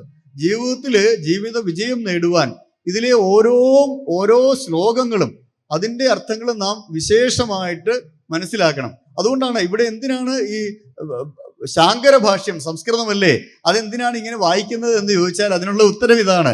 ഏറ്റവും വ്യക്തമായിട്ട് അനേകം വ്യാഖ്യാനങ്ങളുണ്ട് ഭഗവത്ഗീതയ്ക്ക്, അനവധി വ്യാഖ്യാനങ്ങൾ ലഭ്യമാണെങ്കിലും ഭഗവാൻ ശങ്കരൻ തൻ്റെ മനസ്സില്, അല്ലേ, തോന്നിയ, അതാണ് ഭഗവത്ഗീതയുടെ മറ്റൊരു വൈശിഷ്ട്യം. അതാണ് ലോകത്തില് ഉണ്ടായിട്ടുള്ള ഗ്രന്ഥങ്ങളിൽ ഏറ്റവും അധികം വ്യാഖ്യാനങ്ങൾ ഉണ്ടായിട്ടുള്ള ഗ്രന്ഥം ഭഗവത്ഗീതയാണ്. അപ്പോൾ ഓരോരുത്തർക്കും അവരവരുടെ സ്ഥാനത്തിനനുസരിച്ച് അതിനെ വ്യാഖ്യാനിച്ച് തങ്ങളുടെ ജീവിതത്തിൽ പകർത്തുവാൻ സാധിക്കും എന്നുള്ളതാണ് അതിൻ്റെ വൈശിഷ്ട്യം. അതുകൊണ്ടാണ് നമുക്കറിയാം, ഭാരതത്തിൻ്റെ ഓരോ പ്രതിസന്ധി ഘട്ടങ്ങളിലും ഭഗവത്ഗീതയാണ് നമുക്ക് രക്ഷ ചെയ്തിട്ടുള്ളത്. ഓരോ സന്ദർഭത്തിലും ഏറ്റവും ഒടുവിൽ നമുക്കറിയാം, സ്വാതന്ത്ര്യ സമര കാലഘട്ടത്തിൽ തന്നെ ഭഗവത്ഗീതയിൽ നിന്ന് പ്രേരണ ഉൾക്കൊണ്ടവർ മാത്രമാണ് ഭാരതത്തെ സ്വാതന്ത്ര്യത്തിലേക്ക് നയിച്ചത്. ആദ്യം ബാലഗംഗാധര തിലകൻ ഭഗവത്ഗീതയ്ക്ക് ഒരു പ്രത്യേക വ്യാഖ്യാനം തന്നെ ചമച്ചു. എന്താണ്? ഗീതാരഹസ്യം. ഈ ഗീതാരഹസ്യം എന്നുള്ള വ്യാഖ്യാനം ചമയ്ക്കണമെങ്കിൽ അദ്ദേഹം ഭഗവത്ഗീത അതുപോലെ മനസ്സിലാക്കിയിട്ടുണ്ട്. അതിൽ നിന്നാണ് ഭാരതീയ അസ്വാസ്ഥ്യത്തിന്റെ പിതാവ് എന്ന് അദ്ദേഹത്തെ വിളിക്കുന്നതിന് കാരണം അതാണ്. കാരണം ബ്രിട്ടീഷുകാരുടെ അടിമത്തം തെറ്റാണെന്നും അതിൽ നിന്ന് നാം മോചിതരാകണമെന്നും ബാലഗംഗാധര തിലകന്റെ മനസ്സിൽ തോന്നുവാൻ കാരണം ഭഗവത്ഗീതയുടെ പഠനമാണ്. അപ്പം ഇതാണ് അതൊരു തുടക്കമാണ്. അതിനുശേഷമോ ശരിക്കും ഈ സ്വാതന്ത്ര്യ സമരം തുടങ്ങിയത് അതിനു മുമ്പാണ്. ആരിൽ നിന്നാണ്? സ്വാമി വിവേകാനന്ദനിൽ നിന്നാണ്. സ്വാമി വിവേകാനന്ദൻ സ്വാതന്ത്ര്യ സമരത്തിൽ പങ്കെടുത്തിട്ടില്ല എങ്കിൽ പോലും സ്വാതന്ത്ര്യ സമരത്തിന്റെ പിതാമഹൻ എന്ന് പറയാവുന്നത് സ്വാമി വിവേകാനന്ദനാണ്. അദ്ദേഹം തൻ്റെ നിരന്തര പ്രഭാഷണങ്ങളിലൂടെ ഭാരതത്തിലെ യുവ മനസ്സുകളിൽ സ്വാതന്ത്ര്യത്തിന്റെ തൃഷ്ണ വ്യാപിപ്പിച്ചു. അതിൽ നിന്നാണ് അത് ഉണ്ടായത്. അതുകൊണ്ടാണ് തിലകനെ പോലുള്ളവർ വ്യാഖ്യാനം ചമച്ചത്. പിന്നീട് മഹാത്മാഗാന്ധിയും അതേ പാതയാണ് പിന്തുടരുന്നത്. അദ്ദേഹം രചിച്ച ഭഗവത്ഗീത ഭാഷ്യത്തിന് മറ്റൊരു പേരാണെങ്കിൽ പോലും അല്ലേ, വേറെ നിഷ്കാമ കർമ്മത്തെക്കുറിച്ചാണ് അദ്ദേഹം അധികം പറഞ്ഞത്. എങ്കിൽ പോലും അതിനും എന്താണ്, ഭഗവത്ഗീതയാണ് അടിസ്ഥാനമായിട്ട് പ്രവർത്തിച്ചത്. അങ്ങനെ നമ്മൾ നോക്കുമ്പം ഭാരതത്തിന്റെ അതിനൊക്കെ മുമ്പ് മുഗളന്മാര് ഭാരതത്തിന്റെ ഏറ്റവും ശക്തി സ്രോതസ്സായ ഭാരതീയ ധർമ്മത്തിന്റെ ഏറ്റവും പ്രധാന കേന്ദ്രമായിരുന്ന കാശിയിലുള്ള പണ്ഡിതന്മാരെ ഭാരതീയ ധർമ്മം അവലംബിക്കാൻ അനുവദിക്കാത്ത ഒരു കാലഘട്ടത്തിൽ, അത് അക്ബറുടെ കാലമാണ്. മുഗളന്മാർ ഏറ്റവും ശക്തരായിരുന്നത് അക്ബറുടെ കാലഘട്ടത്തിലാണ്. ആ കാലഘട്ടത്തില് അവിടെയുള്ള സന്യാസിമാരെല്ലാം യോജിച്ചിട്ട് മധുസൂദന സരസ്വതിയുടെ നേതൃത്വത്തില് എങ്ങനെ ഈ പ്രതിസന്ധിയെ തരണം ചെയ്യാം എന്ന് അന്വേഷിച്ച് അതിൽ നിന്ന് കണ്ടെത്തിയ, ശരിക്കും അതിനും ഭഗവത്ഗീത അടിസ്ഥാനമായി പ്രവർത്തിച്ചു എന്ന് ഞാൻ പറയുകയാണ്. കാരണം ഇതിന്റെ ധ്യാന ശ്ലോകങ്ങള്, ഭഗവത്ഗീതയുടെ ധ്യാന ശ്ലോകങ്ങൾ രചിച്ചത് മധുസൂദന സരസ്വതിയാണ്. അദ്ദേഹം ഈ ഭഗവത്ഗീതയുടെ പ്രാധാന്യം മനസ്സിലാക്കി അതിന് ധ്യാന ശ്ലോകങ്ങൾ രചിച്ച് ആ മുഗളന്മാരുടെ കാലഘട്ടത്തെ പ്രതിസന്ധിയെ തരണം ചെയ്ത് ഭാരതീയ ധർമ്മത്തെ അവിടെ പുനഃസ്ഥാപിക്കുകയാണ് ചെയ്തത്. അതുപോലെ തന്നെ പിന്നീട് സ്വാതന്ത്ര്യ സമര കാലഘട്ടത്തിൽ, അങ്ങനെ എല്ലാ കാലഘട്ടത്തിലും ഭാരതത്തിന്റെ പ്രതിസന്ധി കാലഘട്ടങ്ങളിലെല്ലാം നമുക്ക് തുണയായിരുന്നത് ഭഗവത്ഗീത തന്നെയാണ്. ഇന്നും ഒരു പ്രതിസന്ധി കാലഘട്ടമാണ്, നമുക്കറിയാം അല്ലെ. എല്ലാ കാലത്തും പ്രതിസന്ധികളുണ്ട്. പക്ഷെ അതില് വളരെയധികം അത് പ്രത്യക്ഷത്തിൽ നമുക്ക് ഗോചരമാകുന്നില്ല എന്നേ ഉള്ളൂ. നമുക്കറിയാം നമ്മുടെ ചുറ്റുപാടും അനവധി പ്രശ്നങ്ങൾ ഇന്നും ഉണ്ട്. ഈ പ്രശ്നങ്ങളെ നാം തരണം ചെയ്യണമെങ്കിൽ, നമുക്ക് ഒന്നിച്ചു നിൽക്കണമെങ്കിൽ, ഭാരതത്തെ മുന്നോട്ട് നയിക്കുവാൻ സനാതന ധർമ്മ അവലംബികൾക്ക് ശക്തി ഉണ്ടാകണമെങ്കിൽ ശക്തിയുടെ മന്ത്രമാണ് ഭഗവത്ഗീത. അതാണ് പറയുന്നത്, ഉത്തിഷ്ഠ എന്നാണ് പറയുന്നത്. എന്താണ് ആദ്യം തന്നെ ഭഗവാൻ അർജുനോട് പറയുന്ന അത് പറയുന്നത്, ക്ലൈബ്യം ആസ്മഗമഃ പാർത്ഥ, ഹേ പാർത്ഥ, നീ ഇത്തരം ആണും പെണ്ണും കെട്ട അവസ്ഥയിൽ നിന്ന് ഉയരൂ. നമ്മളൊക്കെ ഇങ്ങനെ ഇപ്പം അല്ലേ, വളരെ ഒന്നിനും പ്രതികരിക്കാൻ സാധ്യമല്ലാത്ത ഒരവസ്ഥയിലാണ് നമ്മൾ. സനാതന ധർമ്മ അല്ലെ, മറ്റുള്ളവരൊക്കെ നമുക്കറിയാം അവരവരുടെ കാര്യങ്ങൾ നേടുമ്പം അവരവര് തങ്ങളുടെ സ്വത്താണ് ഇതെന്ന് ഒരു സ്വത്ത് പറഞ്ഞു കഴിഞ്ഞാൽ അതിനെ സുപ്രീം കോടതി പോലും ചോദ്യം ചെയ്യാൻ വയ്യാത്ത ഒരു അവസ്ഥ ഉണ്ടാക്കി വെച്ചിട്ടുണ്ട് നമ്മൾ. അപ്പൊ ഇതിനെയൊക്കെ നമ്മളങ്ങ് തലകുനിച്ച് അംഗീകരിക്കുകയാണ്. നമുക്കെതിരെ വരുന്ന ഏത് പ്രശ്നങ്ങളെയും നമ്മൾ തലകുനിച്ച് അംഗീകരിക്കുന്ന ഒരു അവസ്ഥയാണ്. അവിടെ നമ്മളോടായിട്ടാണ് ഭഗവാൻ പറയുന്നത്, ക്ലൈബ്യം മാസ്മകമാ, നീ നിന്റെ ആ ആണും പെണ്ണും കെട്ട ക്ലീബാവസ്ഥയെ ഉപേക്ഷിക്കൂ. നൈതത്വൈ ഉപപദ്ധ്യത, നിനക്കിത് ചേരുന്നതല്ല. എന്ത്? ക്ഷുദ്രം ഹൃദയ ദൗർബല്യം, നിന്റെ ഈ ഹൃദയ ദൗർബല്യം ക്ഷുദ്രമാണ്. ഇത് ത്യക്ത്വാ, ഈ ഹൃദയ ദൗർബല്യത്തെ ത്യക്ത്വാ ഉത്തിഷ്ഠ പരന്തവ, നിനക്ക് പരന്തവ എന്നുള്ള ഞാൻ ആദ്യം പറഞ്ഞു, ഇതിലെ ഓരോ സംബോധന പോലും അത്രമാത്രം ശക്തമാണ്. പരന്തവ, എന്താണ് പരന്തവ എന്ന് പറഞ്ഞ വാക്കിനർത്ഥം? പരന്മാരെ, മറ്റുള്ളവരെ എതിർക്കുന്നവരെ, ശത്രുക്കളെ തപിപ്പിക്കുന്നവൻ എന്നാണ്. ശരിക്കും അത്തരം ഒരു യുവത്വമാണ് ഭാരതത്തിന് വേണ്ടത്. നമ്മളെ എതിർക്കുന്ന, അന്യായമായിട്ട് നമുക്കെതിരെ വരുന്നവര്, നമ്മുടെ ധർമ്മത്തിനെ അനുശീലിക്കാൻ നമുക്ക് സാധ്യമല്ലാത്ത വിധത്തിൽ നമുക്കെതിരെ നിൽക്കുന്നത് ആരായാലും അവരെ തട്ടിത്തെറിപ്പിച്ചുകൊണ്ട് മുന്നോട്ട് പോകാൻ മാത്രം ശക്തി നമുക്ക് സമ്പാദിക്കണമെങ്കിൽ അതിന് ഭഗവത്ഗീതയാണ് നമുക്ക് കൂട്ടായിട്ടുള്ളത്. ആധുനിക ഗ്രന്ഥങ്ങളെ ഒന്നും ഞാൻ പരിഹസിക്കുകയല്ല ചെയ്യുന്നത്. ഈ ഗ്രന്ഥങ്ങളിലെല്ലാം അതുണ്ട്.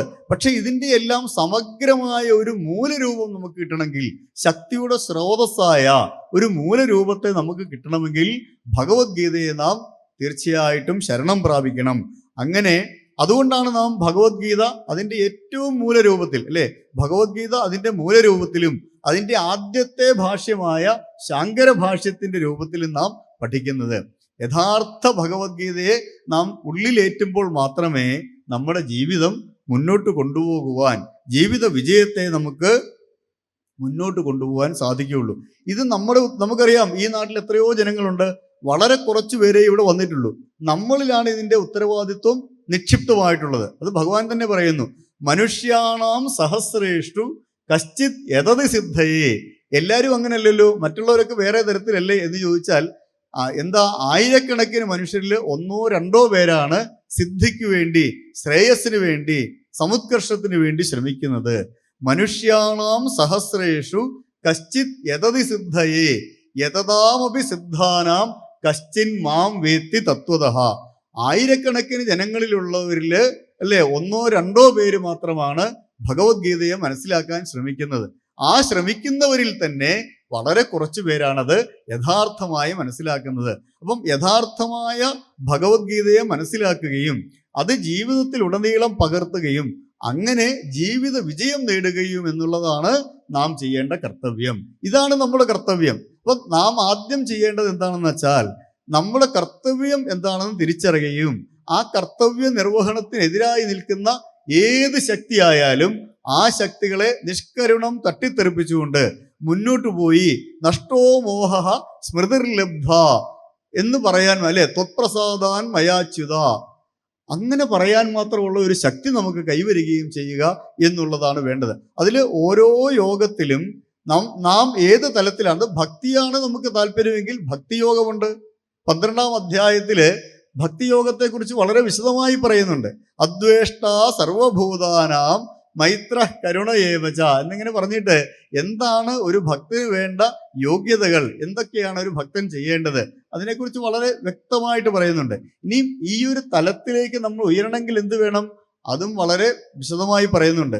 3 തരത്തിലുള്ള ഗുണങ്ങളെക്കുറിച്ചാണ് ഭഗവത്ഗീതയിൽ പറയുന്നത്. നമുക്കറിയാം, സാത്വികം, രാജസം, താമസം.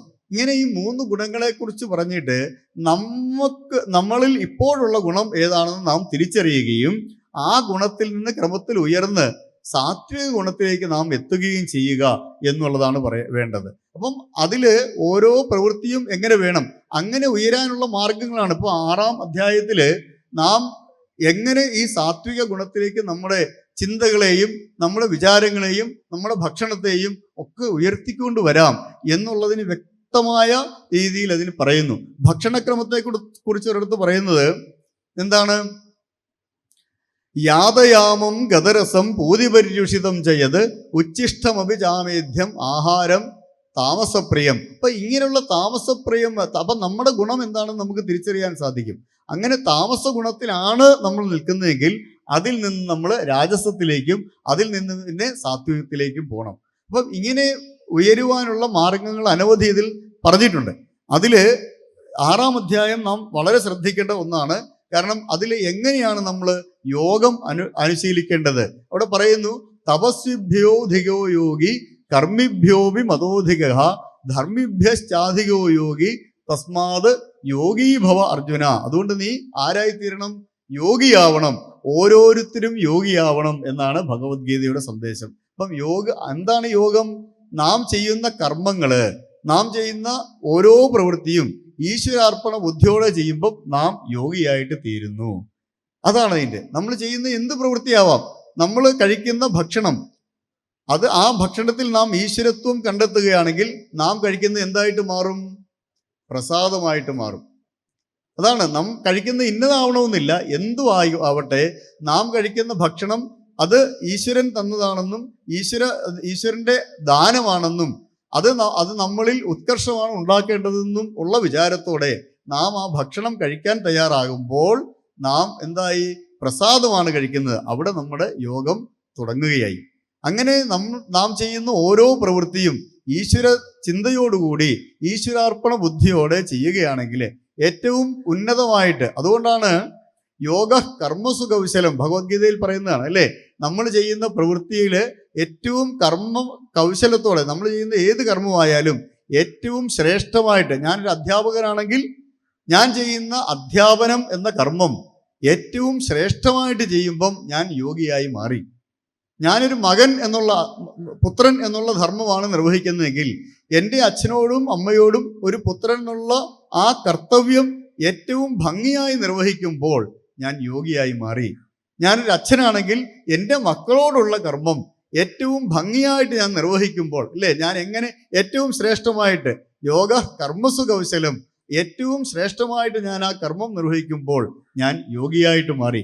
അങ്ങനെ ഓരോ കർമ്മവും നമ്മൾ ഏതൊക്കെ നിലയിലാണോ ഉള്ളത് ആ നിലയിൽ നിന്നുകൊണ്ട് നമ്മുടെ കർമ്മത്തെ ഏറ്റവും ശ്രേഷ്ഠമായിട്ട് നിർവഹിക്കുമ്പോൾ നാം യോഗിയായിട്ട് മാറും. അപ്പം ഭഗവാൻ പറഞ്ഞ തസ്മാത് യോഗീഭവ അർജുന, അതുകൊണ്ട് നീ യോഗിയാകൂ അർജുന എന്ന് പറഞ്ഞപ്പോൾ അത് നമ്മളോടൊക്കെയാണ് പറയുന്നത്, നമ്മളോട് എല്ലാവരോടുമാണ് പറയുന്നത്. നാം നമ്മുടെ കർമ്മങ്ങൾ, ഏതാണ് കർമ്മം എന്ന്, ഏതാണ് കർത്തവ്യം, അത് ഏതാണ് നാം ചെയ്യേണ്ടത് എന്ന് വ്യക്തമായി മനസ്സിലാക്കിക്കൊണ്ട് അതിനെതിരെ വരുന്ന ഏത് പ്രതിസന്ധിയെയും ഇല്ലാതാക്കിക്കൊണ്ട് ആ കർമ്മം ഏറ്റവും ശ്രേഷ്ഠമായിട്ട് നിർവഹിക്കുമ്പോൾ നമ്മൾ ആരായി മാറുന്നു? യോഗിയായി മാറുന്നു. അപ്പം ഭഗവാൻ ആ പറഞ്ഞ ധർമ്മം നമ്മൾ ജീവിതത്തിലേക്ക് നമുക്ക് പകർത്താൻ സാധിക്കുമ്പോഴാണ് നാം യോഗിയായിട്ട് മാറുന്നത്. ഈ ലോകത്തുള്ള എല്ലാ വസ്തുക്കളിലും നമുക്ക് ഈശ്വരനെ കണ്ടെത്താൻ സാധിക്കും. മത്തഃ പരതരം നാന്യത് കിഞ്ചിദസ്തി ധനഞ്ജയ മയി സർവമിതം പ്രോതം സൂത്രേ മണിഗണായിവ. യഥാർത്ഥത്തിൽ ഈ ലോകത്തുള്ള, അതാണ് അദ്വൈത വേദാന്തത്തിന്റെ തത്വം തന്നെ. ഏതാണ്? ഈ ലോകത്തുള്ള എല്ലാ വസ്തുക്കളിലും ഈശ്വരനുണ്ട്. ആ ഈശ്വരത്വം നാം തിരിച്ചറിയുമ്പം, ഈ മണ്ഡലക്കാലം അതിനുള്ള ഒരു അവസരമാണ്. ഒരിക്കൽ ഞാൻ കർണാടകയിൽ ഇത് പോയപ്പോൾ ഈ കെട്ടുനിറ നടക്കുകയാണ് അവിടെ. ആ സമയത്ത് പ്രായമുള്ളവർ അനവധി പേരുണ്ട്. അവർ മലയ്ക്ക് വരുന്നില്ല, കാരണം അവർക്ക് അത്രയും യാത്ര ചെയ്യാൻ വയ്യാത്തവരൊക്കെ ഉണ്ട്. ചെറിയ കുട്ടികൾ ഉണ്ട്, മാലയിട്ട് വന്നിട്ടുണ്ട്. ഈ പ്രായമായ ജനങ്ങൾ പോലും ചെറിയ കുട്ടികളുടെ കാലിൽ തൊട്ട് തൊഴുന്നു. അത്ഭുതം ഓർത്തു. കാരണം ചെറിയ കുട്ടികൾ, കാരണം ആ കുട്ടി മാലയിട്ട് കഴിഞ്ഞാൽ അവർ ആരാണ്? സ്വാമിയാണ്, അയ്യപ്പനാണ്. അവര് ഈ കുട്ടിയല്ല തൊടുന്നത്, ആ കുട്ടിയിലുള്ള ഈശ്വരനെയാണ് തൊടുന്നത്. ശരിക്കും നാം ചിന്തിക്കേണ്ട ഒരു കാര്യം അതാണ്. മണ്ഡലകാലം പലതരത്തിലുള്ള ചിന്തകൾക്ക് കാരണമാണ്. കാരണം ഈ സമയത്ത് മാലയിട്ട് നമ്മുടെ ചുറ്റുപാടും നടക്കുന്ന ഓരോരുത്തരും നാം അമ്പലത്തിൽ വന്നാൽ മാത്രമല്ല തൊഴേണ്ടത്. ഈശ്വരന് അമ്പലത്തിൽ മാത്രമല്ല ഉള്ളത്, ഓരോ സകല ജീവജാലങ്ങളിലും ഈശ്വരത്വമുണ്ട്. ആ ഈശ്വരത്വത്തെ തിരിച്ചറിയാനുള്ള ഒരു അവസരം കൂടിയാണ് യഥാർത്ഥത്തിൽ മണ്ഡലകാലം. കാരണം നമ്മൾ ചുറ്റുപാടും മാലയിട്ട് സ്വാമിമാർ നടക്കും. അതുകൊണ്ടാണ് അവർ പ്രത്യേക വേഷത്തില്, അല്ലേ, കറുപ്പുടുത്ത് മാല വെളിയിൽ കാണാവുന്ന വിധത്തില് അവര് സ്വയം ഈശ്വരനായിട്ട്, അയ്യപ്പനായി, അത് അവരെ വിളിക്കുന്നത് എന്താണ്? സ്വാമി എന്നാണ് വിളിക്കുന്നത്. അപ്പൊ നാം നോക്കിക്കേ, ഇതൊക്കെ നമ്മുടെ ചുറ്റുപാടും ഈ ധർമ്മങ്ങളെല്ലാം നമ്മളെ പഠിപ്പിച്ചിട്ടുണ്ട്. നാം അത് തിരിച്ചറിയുന്നില്ല എന്നുള്ളതേ ഉള്ളൂ. അപ്പൊ നാം ഓരോ മാലയിട്ട വ്യക്തിയെ കാണുമ്പോഴും അവര് സ്വാമിയാണ്, അയ്യപ്പനാണ് എന്ന് വിചാരിച്ച്, ഈശ്വരനാണ് എന്നുള്ള വിചാരത്തോടു കൂടി അവരെ നമസ്കരിക്കുക തന്നെ വേണം. അങ്ങനെ കുറെ പേര് നമസ്കരിക്കുമ്പോൾ തന്നെയാണ് അവർക്കും അത് ബോധ്യമാവുന്നത്. മാലയിട്ടാൽ അത് ബോധ്യമാവണമെന്ന് നിർബന്ധമില്ല. അവർക്ക് സ്വയം അത് ബോധ്യമാവുന്നത് താൻ ഇങ്ങനെയുള്ള കർമ്മങ്ങൾ നിർവഹിക്കാൻ ജനിച്ചവനാണെന്നും തൻ്റെ കർമ്മങ്ങൾ ഏറ്റവും ശ്രേഷ്ഠമായിരിക്കണമെന്നും താൻ സാക്ഷാൽ ഈശ്വരൻ തന്നെയാണെന്നും ഒരാൾക്ക് ബോധ്യപ്പെടുത്തുവാൻ വേണ്ടി കൂടി നാം ആ കർമ്മം നിർവഹിക്കണം. അത് വളരെ പ്രധാനമാണ്. അപ്പം ഈ മണ്ഡലകാലം എന്നുള്ളത് സകലവിധ വ്രതങ്ങൾക്കും നാം തിരഞ്ഞെടുക്കേണ്ട സമയമാണ്. ഈ വ്രതങ്ങളൊക്കെ തുടങ്ങാനുള്ള, അല്ലേ, നമ്മുടെ ജീവിതത്തിൽ നമ്മൾ പരിശീലിക്കേണ്ട ഓരോ ധർമ്മത്തിൻ്റെയും അനുശീലന സമയമാണ് ശരിക്ക് മണ്ഡല വ്രതകാലം. ഞാൻ കഴിഞ്ഞ ദിവസം വിചാരിക്കുകയായിരുന്നു, യഥാർത്ഥത്തിൽ ഇപ്പോഴത്തെ നമ്മളൊക്കെ എങ്ങനെ ചെയ്യുന്നത്? 1-ാം തീയതി മാലയിടുന്നു, 2-ാം തീയതി അല്ലെ 7-ാം തീയതി ശബരിമലയ്ക്ക് പോകുന്നു. ശബരിമലയ്ക്ക് പോയിട്ട് വരുന്ന വഴിക്ക് തന്നെ പറ്റിയാൽ മാല ഊരുന്നു, നമ്മൾ പഴയ ജീവിതത്തിലേക്ക് തിരികെ പോരുന്നു. ഇനി അഥവാ പറ്റിയില്ലെങ്കിൽ വീട്ടിൽ വന്നിട്ട് അപ്പോഴേ മാല ഊരി കെട്ടിന്റെ മുകളിൽ വെക്കുന്നു. നമ്മൾ പഴയ ആളായിട്ട്, അല്ലെ, ചിലപ്പോൾ പഴയതിലും മോശമായിട്ട് മാറുന്നു. അങ്ങനെയല്ല ചെയ്യേണ്ടത്. യഥാർത്ഥത്തിൽ 41 ദിവസം എന്ന് വെച്ചിരിക്കുന്നത് നമ്മുടെ വ്രത ആചരണത്തിനുള്ള സമയമാണ്. നാം നിഷ്കർഷിച്ചിരിക്കുന്ന, നാം അനുശീലിച്ചിരിക്കുന്ന, തീരുമാനിച്ചിരിക്കുന്ന വ്രതത്തെ പാലിക്കുവാനുള്ള സമയമാണ് 41 ദിവസം. നമ്മൾ ഏത് വിഷയത്തെയാണോ ധ്യാനിക്കുന്നത് ആ വിഷയങ്ങളിലേക്കാണ് നമ്മുടെ താല്പര്യം പോകുന്നത്. അപ്പം നാം ചെയ്യുന്ന പ്രവൃത്തികൾ എന്താണോ ആ പ്രവൃത്തികളിലേക്ക് നമ്മളെ നയിക്കുന്നത് നമ്മുടെ വിചാരങ്ങളാണ്. നമ്മൾ ഏത് തരത്തിലുള്ള വിചാരങ്ങളാണോ നമ്മുടെ മനസ്സിലുണ്ടാവുന്നത് ആ വിചാരങ്ങൾക്കനുസരിച്ചുള്ള ചിന്തകൾ, ആ ചിന്തകളാണ് നമ്മളെ പ്രവൃത്തികളിലേക്ക് നയിക്കുന്നത്. അപ്പം ഈശ്വര ചിന്തകളാണ് നമ്മുടെ മനസ്സിൽ എപ്പോഴും മുന്നിട്ട് നിൽക്കുന്നതെങ്കിൽ ആ ഈശ്വര ചിന്തകൾ നമ്മളെ ഈശ്വരീയമായ പ്രവൃത്തികളിലേക്ക് നയിക്കും. അങ്ങനെ ചെയ്യുന്ന പ്രവൃത്തികൾ ഒരിക്കലും ഫലവത്താകാതിരിക്കുകയുമില്ല. ഏറ്റവും നല്ല ഫലം തരുന്ന ചിന്തകളിലേക്ക് നമ്മുടെ അത് വരുവാൻ വേണ്ടിയാണ് നാം നിരന്തരം ഈശ്വരാർപ്പണ ബുദ്ധിയോടെ ചെയ്യണം എന്ന് പറയുന്നത്. അപ്പം നാം ഓരോ കാര്യം ചെയ്യുമ്പോഴും നമ്മുടെ മനസ്സിൽ ആ ഒരു ചിന്ത എപ്പോഴും ഉണ്ടാവണം. ഇനിയും അങ്ങനെയല്ല എന്നെങ്കിലോ നമ്മൾ ചെയ്യുന്ന പ്രവൃത്തികളൊക്കെ അതിൻ്റെ യഥാർത്ഥ ഫലത്തെ നമുക്ക് നൽകാതിരിക്കും. അപ്പം ഓരോ കർമ്മത്തിനും അതിൻ്റെ കൃത്യമായ ഫലമുണ്ട്. അപ്പോൾ ആ ഫലത്തെ ഉദ്ദേശിച്ചാണോ നമ്മൾ കർമ്മം ചെയ്യേണ്ടതെന്ന് വെച്ചാൽ അങ്ങനെയല്ല, കർത്തവ്യ ബുദ്ധിയോടെയാണ്. പക്ഷെ ചെയ്യുന്ന കർമ്മം നല്ലതാണെങ്കിൽ, നന്നായി പഠിക്കുന്ന ഒരു കുട്ടിയെ സംബന്ധിച്ചിടത്തോളം നമുക്കറിയാം അവന് നല്ല ഫലം കിട്ടുക തന്നെ ചെയ്യും. അപ്പം നമ്മൾ ചെയ്യുന്ന പ്രവൃത്തി നന്നായി കഴിഞ്ഞാൽ ഫലം നല്ലതായിരിക്കും. അത് പ്രത്യേകിച്ച് പറയേണ്ടതില്ല. അതിനു വേണ്ടി ശ്രമിക്കേണ്ടതുമില്ല.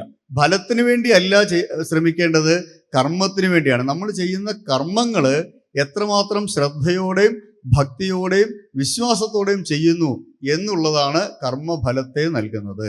അപ്പം ഈ കർമ്മഫലം നൽകുന്നതിനെ കുറിച്ച് ആണ് നമ്മൾ എവിടെ പറഞ്ഞത്?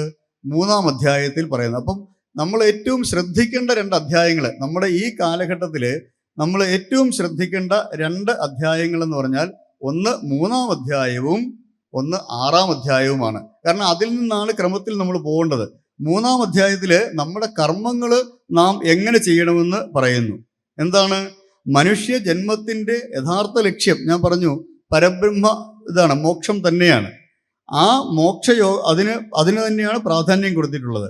എങ്കിലും ഈ കർമ്മയോഗം യഥാർത്ഥത്തിൽ യജ്ഞാർത്ഥം ചെയ്യുന്നത് കൊണ്ട്, നമ്മുടെ യജ്ഞത്തിന് വേണ്ടി നമ്മൾ യജ്ഞം പോലെ കർമ്മം ചെയ്യണം. അങ്ങനെ ചെയ്യുന്നത് കൊണ്ട് സാധാരണ കർമ്മത്തെ പോലെ നമ്മളെ കർമ്മത്തിൽ ബന്ധിപ്പിക്കുന്നില്ല. വേദവിഹിതമായ യജ്ഞത്തിന് വേണ്ടി പ്രയത്നിക്കുന്നത് യുക്തിയുക്തമാണെന്നും പ്രവർത്തിക്കാഞ്ഞാൽ അവൻ പാപിയും മോഹജീവിയുമാണെന്ന് അറിയിച്ചതിൻ്റെ ശേഷം, അതെ, എന്താണ് മോഹം എന്ന് പറഞ്ഞാൽ, നാം യജ്ഞാർത്ഥാത് കർമ്മണോന്യത്ര ലോകോയം കർമ്മബന്ധന തദർത്ഥം കർമ്മകൗന്ദേയ മുക്തസംഘ സമാചര എന്ന് പറയുന്നു. നാം യഥാർത്ഥത്തിൽ നമുക്ക് ലഭിച്ചതെല്ലാം ഈശ്വരാർപ്പണമാണ്. നമുക്കറിയാം, ഈശ്വരദത്തമാണ് നമുക്ക് ലഭിക്കുന്നതെല്ലാം. ഈ ലോകത്തുള്ളത് എല്ലാ വസ്തുക്കളും നമ്മൾ ഉണ്ടാക്കിയതോ നമ്മളാൽ സൃഷ്ടിക്കപ്പെട്ടതോ അല്ല. ഈശ്വരൻ നൽകിയ ഓരോ വസ്തുക്കളുമാണ് നാം ഉപയോഗിക്കുന്നത്. അപ്പം എന്താണ്?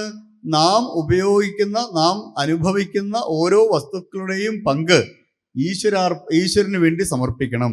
അങ്ങനെ നമുക്ക് ലഭിക്കുന്ന വസ്തുക്കളുടെ ഒരു പങ്ക് ഈശ്വരന് നൽകാഞ്ഞാൽ, അപ്പം ഈശ്വരൻ എന്ന് ഉദ്ദേശിക്കുന്ന ഇവിടെ മാനുഷിക രൂപത്തിലുള്ളതാവാം, മൃഗരൂപത്തിലുള്ളതാവാം, ഭക്ഷ്യരൂപത്തിലുള്ള, അപ്പം നാം അനുഭവിക്കുന്ന ഓരോ വസ്തുക്കളുടെയും ഒരു പങ്ക് മറ്റുള്ളവർക്ക് കൊടുക്കാഞ്ഞാൽ നാം കഴിക്കുന്നത് എന്താണ്? പാപമാണ് എന്ന് പറയുന്നു. അതായത് യജ്ഞാർത്ഥാത് കർമ്മണോന്യത്ര ലോകോയം കർമ്മബന്ധന, നാം ചെയ്യുന്ന പ്രവൃത്തികളിൽ കൂടെ നമുക്ക് ലഭിക്കുന്ന കാര്യങ്ങളിൽ അതിൻ്റെ ഒരു പങ്ക് നാം മറ്റുള്ളവർക്ക് കൂടെ നൽകണം. അങ്ങനെ നൽകുമ്പോൾ മാത്രമേ നമ്മൾ ചെയ്യുന്ന പ്രവൃത്തി യജ്ഞമായി മാറുകയുള്ളൂ. അങ്ങനെ ചെയ്യാതിരുന്നാൽ നാം പാപത്തിൻ്റെ ഫലമാണ് ഭുജിക്കുന്നത് എന്ന് പറയുന്നു. എന്താണ് അത് മാത്രമല്ല, കർത്തൃത്വ അഭിമാനം, അല്ലേ? ഓരോന്നിലും നാം ചെയ്യുന്നത് ഞാൻ ചെയ്യുന്നു എന്ന് വിചാരിക്കുമ്പോഴാണ് നമുക്ക് പല കർമ്മങ്ങളും ചെയ്യാൻ സാധിക്കാതെ വരുന്നത്.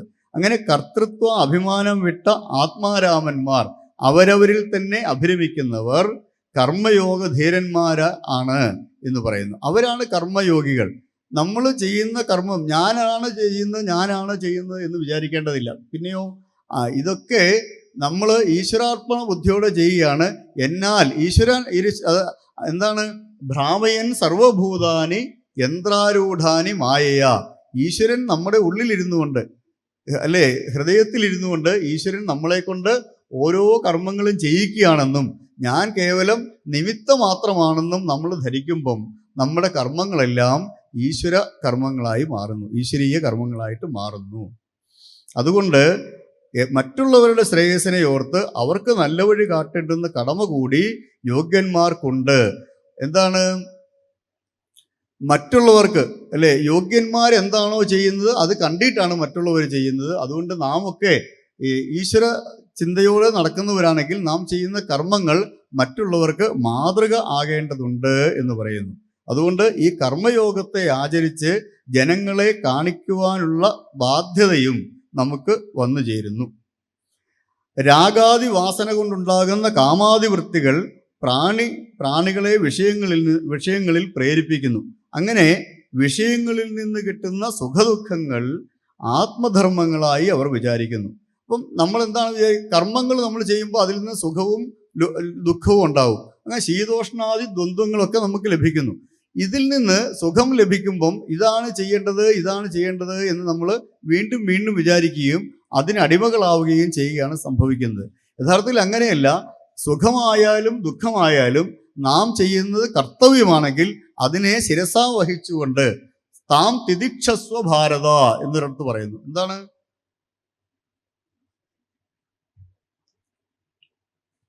ഈ കർമ്മങ്ങൾ, അതിൽ നിന്ന് കിട്ടുന്ന ഫലം സുഖമായാലും ദുഃഖമായാലും താം തിദിക്ഷസ്വ, അവയെ നാം സഹിച്ചുകൊണ്ട് നമ്മുടെ കർത്തവ്യത്തെ നാം നിരന്തരം നിർവഹിക്കണം എന്ന് ഭഗവാൻ അവിടെ പ്രേരിപ്പിക്കുന്നുണ്ട്.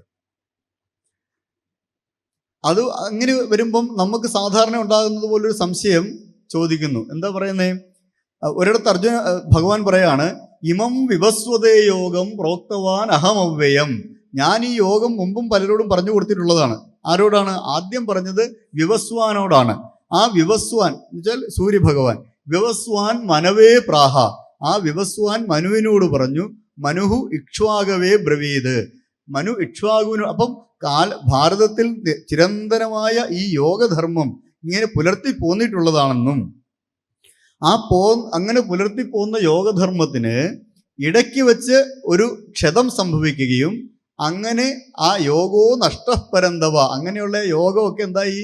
ക്രമത്തിൽ നശിച്ചു, നാമാവിശേഷമായി എന്നും അതാണ് ഞാൻ നിനക്ക് വീണ്ടും ഉപദേശിച്ചു കൊടുക്കുന്നതെന്ന് പറയുന്നു. അപ്പോൾ ആ സന്ദർഭത്തിൽ അർജുനൻ ഒരു സംശയം ചോദിക്കുകയാണ്. എന്താ ചോദിക്കുന്നത്?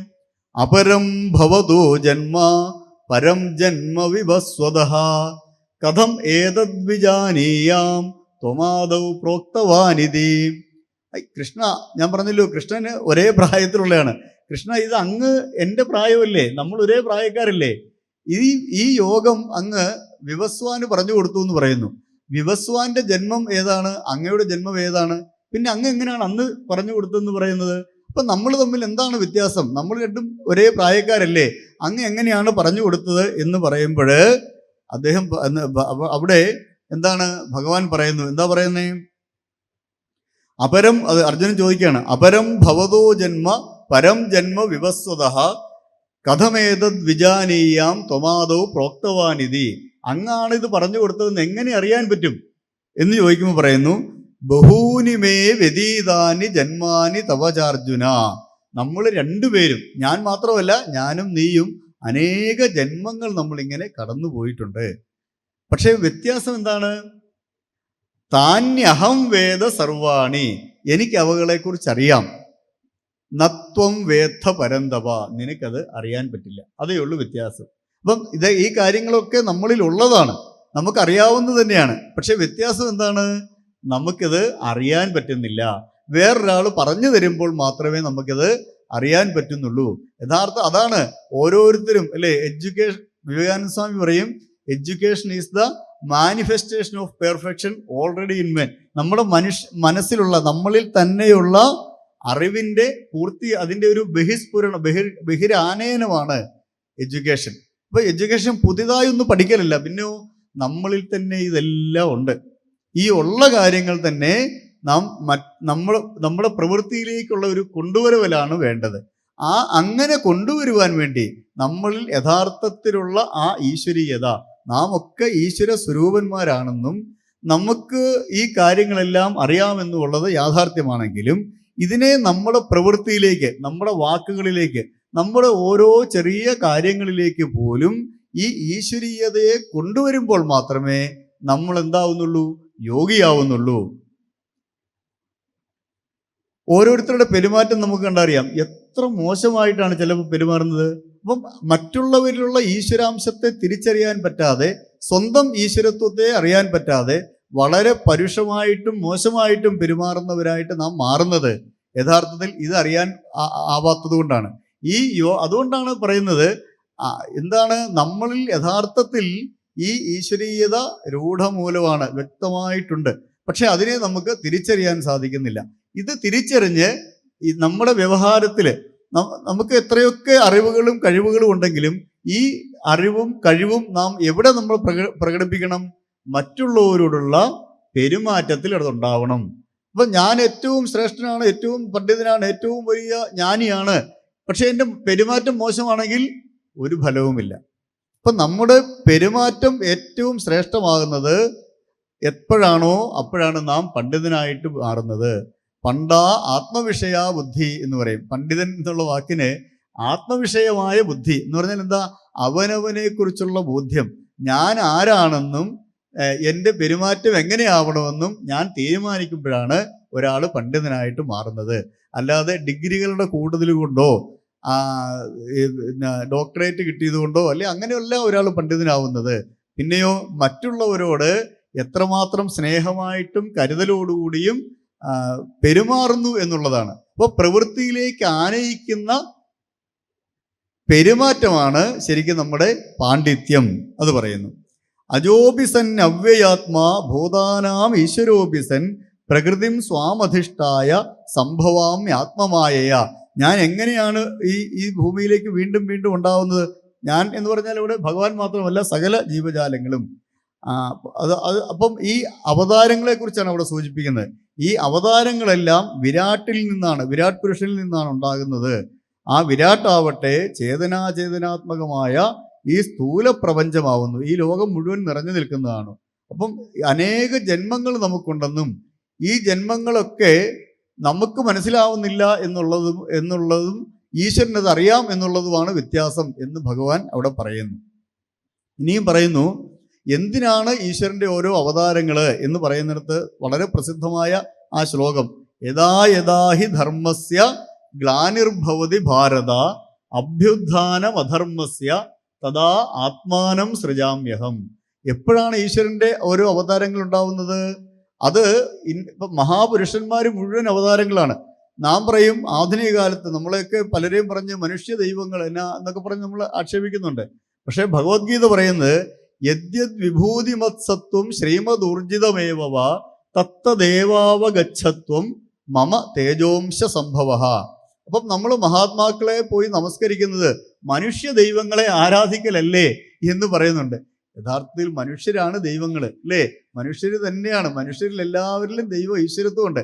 പക്ഷേ ഈ ഈശ്വരത്വം കൂടുതൽ പ്രകടമായിട്ടുള്ളവരാരാണോ അവരെയാണ് നമ്മൾ അവതാരങ്ങളെന്നും മഹാത്മാക്കളെന്നും പറയുന്നത്. ഇന്നും നമ്മുടെ ഇടയിൽ ജീവിച്ചിരിക്കുന്ന അനവധി മഹാത്മാക്കളുണ്ട്. അവരെ നമസ്കരിക്കുമ്പം മറ്റുള്ളവർ നമ്മളെ ആക്ഷേപിക്കും. ഓ മനുഷ്യ എന്താ പറയുക, മനുഷ്യ ദൈവങ്ങൾ എന്ന് പറയും. ഈ മനുഷ്യ ദൈവങ്ങൾ എന്ന് പറഞ്ഞാൽ ശരിക്കും അത് അങ്ങനെ തന്നെയാണ്. അവരിൽ എന്താണുള്ളത്? ഐശ്വര്യ ആധിക്യമുണ്ട്. എല്ലാവരിലും ഈശ്വരത്വമുണ്ട്. പക്ഷെ ചില ആൾക്കാരിൽ അതിൻ്റെ ആധിക്യം കൂടുതലുണ്ട്. അവരെ നമ്മൾ ഈശ്വരനായിട്ട് പരിഗണിക്കുന്നു. അവരിലെ ഈശ്വരത്വത്തെ നമ്മൾ തിരിച്ചറിയുന്നു എന്നുള്ളതാണ് യാഥാർത്ഥ്യം. അത് അവരിൽ ഈശ്വരത്വം. യേശുദാസിനെ പലരും ആരാധിക്കുന്നു. യേശുദാസിന്റെ വൈയക്തിക കാര്യങ്ങൾ എന്താണെന്ന് നമുക്കറിയില്ല. പക്ഷേ സംഗീതാലാപനം എന്നുള്ള അതിശ്രേഷ്ഠമായ കർമ്മം അദ്ദേഹത്തിനുണ്ട്. അദ്ദേഹത്തിൻ്റെ ഈശ്വരൻ്റെ ഒരു വരദാനമാണത്. ആ അദ്ദേഹത്തിലുള്ള ആലാപന സാമർഥ്യം എന്ന ഈശ്വരീയതയെ നമുക്ക് ആരാധിക്കാം. ഇതേപോലെ തന്നെ ചില വ്യക്തികൾ അവരിലുള്ള ഈശ്വരത്വത്തെ കൂടുതൽ ആനയിക്കുമ്പോൾ, അത് മറ്റുള്ളവർക്കൂടെ പ്രത്യക്ഷമാകുമ്പോൾ ആ ഈശ്വരത്വത്തെ നമ്മൾ ആരാധിക്കുകയും അതിനെ അംഗീകരിക്കുകയും ചെയ്തു. അങ്ങനെയാണ് നമ്മൾ അവരെ ഈശ്വരനായിട്ട് നമ്മൾ കാണാൻ നമുക്ക് സാധിക്കുന്നത്. എന്തിനു വേണ്ടി? പരിത്രാണായ സാധൂനാം. സാധുക്കളുടെ ആരാണ് സാധുക്കൾ എന്ന് നാം തിരിച്ചറിയണം. നല്ല കർമ്മങ്ങൾ ഈ ലോകത്ത് ചെയ്യുന്നത് ആരാണോ അവരാണ് സാധുക്കൾ. മറ്റുള്ളവരുടെ പിടിച്ചുപറിച്ചും അവരുടെയൊക്കെ സ്വന്തമാക്കിയും അങ്ങനെ ജീവിക്കുന്നവരെയല്ല, മറിച്ച് ഈശ്വര കർമ്മങ്ങൾ ചെയ്ത് ജീവിക്കുന്ന സാധുക്കളായിട്ടുള്ളവരെ സംരക്ഷിക്കലാണ് ഈശ്വരന്റെ കർത്തവ്യം.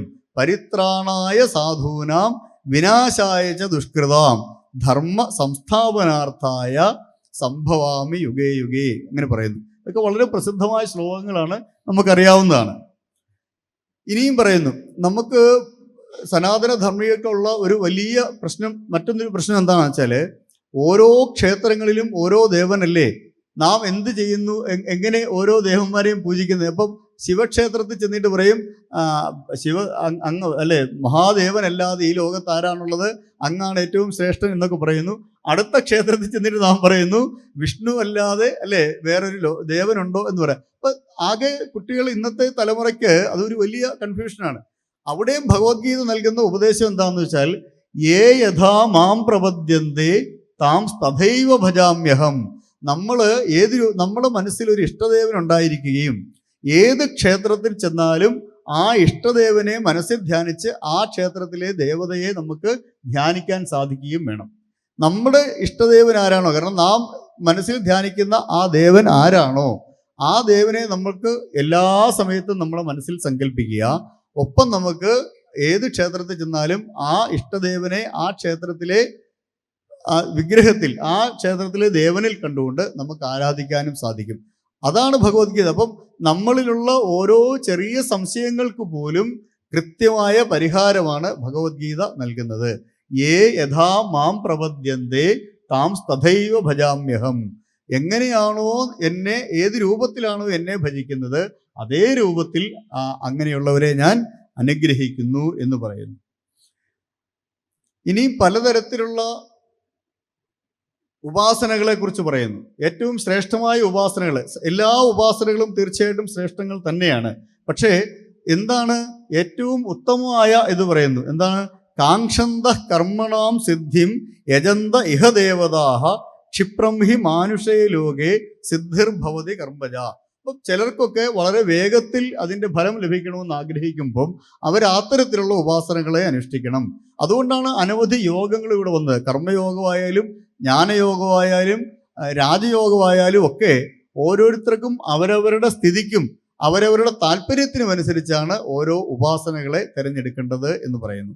എന്തായാലും ഏതെങ്കിലും ഒരു ഉപാസന ജീവിതത്തിൽ ഉണ്ടാവുകയും ആ നിഷ്ഠ ജീവിതത്തിൽ പുലർത്തുകയും ചെയ്ത് ശ്രേഷ്ഠതയിലേക്ക്, കൂടുതൽ കൂടുതൽ ജ്ഞാനത്തിലേക്ക് ഉയരുക എന്നുള്ളതാണ് നമ്മളാൽ കർത്തവ്യമായിട്ടുള്ളത് എന്ന് പറയുന്നു. ഇനി പറയുന്നു, എന്തിനാണ് ഇപ്പം നമുക്കൊക്കെ പലർക്കും ഒരു ധാരണയുണ്ട്, പ്രായമായി ഇനി എന്തിനാണ് കർമ്മങ്ങൾ ചെയ്യുന്നത്, അതുപോലെ തന്നെ എനിക്ക് ധാരാളം ധനമുണ്ട്, ഇനി കർമ്മം ചെയ്യേണ്ട കാര്യമുണ്ടോ എന്ന് പറയുന്നു. അവിടെ ഭഗവാൻ പറയുന്ന ഒരു മറുപടിയുണ്ട്. നാം എപ്പോഴും കർമ്മം ചെയ്യണം. നഹി കശ്ചിത് ക്ഷണമപി ജാതുതിഷ്ഠത്യകർമ്മകൃത്. ഒരു നിമിഷം പോലും കർമ്മം ചെയ്യാതെ നാം ഇരിക്കാൻ പാടില്ല. യഥാർത്ഥത്തിൽ ഭഗവാൻ ഈ ലോകത്ത് കർമ്മങ്ങളൊന്നും ചെയ്യണമെന്നില്ല. എങ്കിൽ പോലും അവിടെ പാർത്ഥന്റെ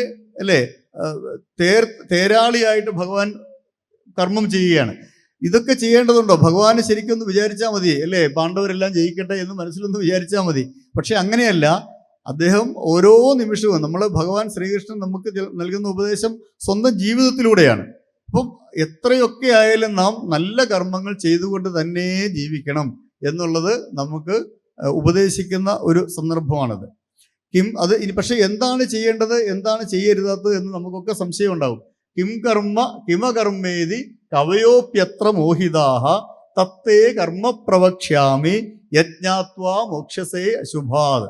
അപ്പം അത് പറയുന്നു, എന്താണ്? കർമ്മണോ ഹ്യപി ബോദ്ധവ്യം. കർമ്മം എന്താണെന്നറിയണം. ബോദ്ധവ്യം ച വികർമ്മണഃ. എന്താണ് ചെയ്യരുതാത്തതെന്നറിയണം. അകർമ്മണശ്ച. എന്താണ് അകർമ്മം, ചെയ്യാതിരിക്കൽ എന്താണെന്നറിയണം. ഗഹനാ കർമ്മണോ ഗതിഹി. ഈ കർമ്മം എന്താണെന്ന് തിരിച്ചറിയൽ വളരെ പ്രധാനപ്പെട്ടതാണ് എന്ന് പറയുന്നു. അങ്ങനെ നമ്മുടെ കർമ്മം എന്താണെന്നും കർത്തവ്യം എന്താണെന്നും തിരിച്ചറിഞ്ഞ് ആ കർത്തവ്യ നിർവഹണത്തിൽ ബദ്ധശ്രദ്ധരായിരിക്കുക എന്നുള്ളതാണ് നമ്മുടെ ജീവിതത്തിലെ ഏറ്റവും പ്രധാനപ്പെട്ട കർത്തവ്യം. ജീവിത വിജയത്തിന് നമുക്ക് ഭഗവത്ഗീത നൽകുന്ന ഉപദേശവും അതാണ്. ഇത്രയും പറഞ്ഞുകൊണ്ട് നിർത്തുന്നു. എല്ലാവർക്കും നമസ്കാരം.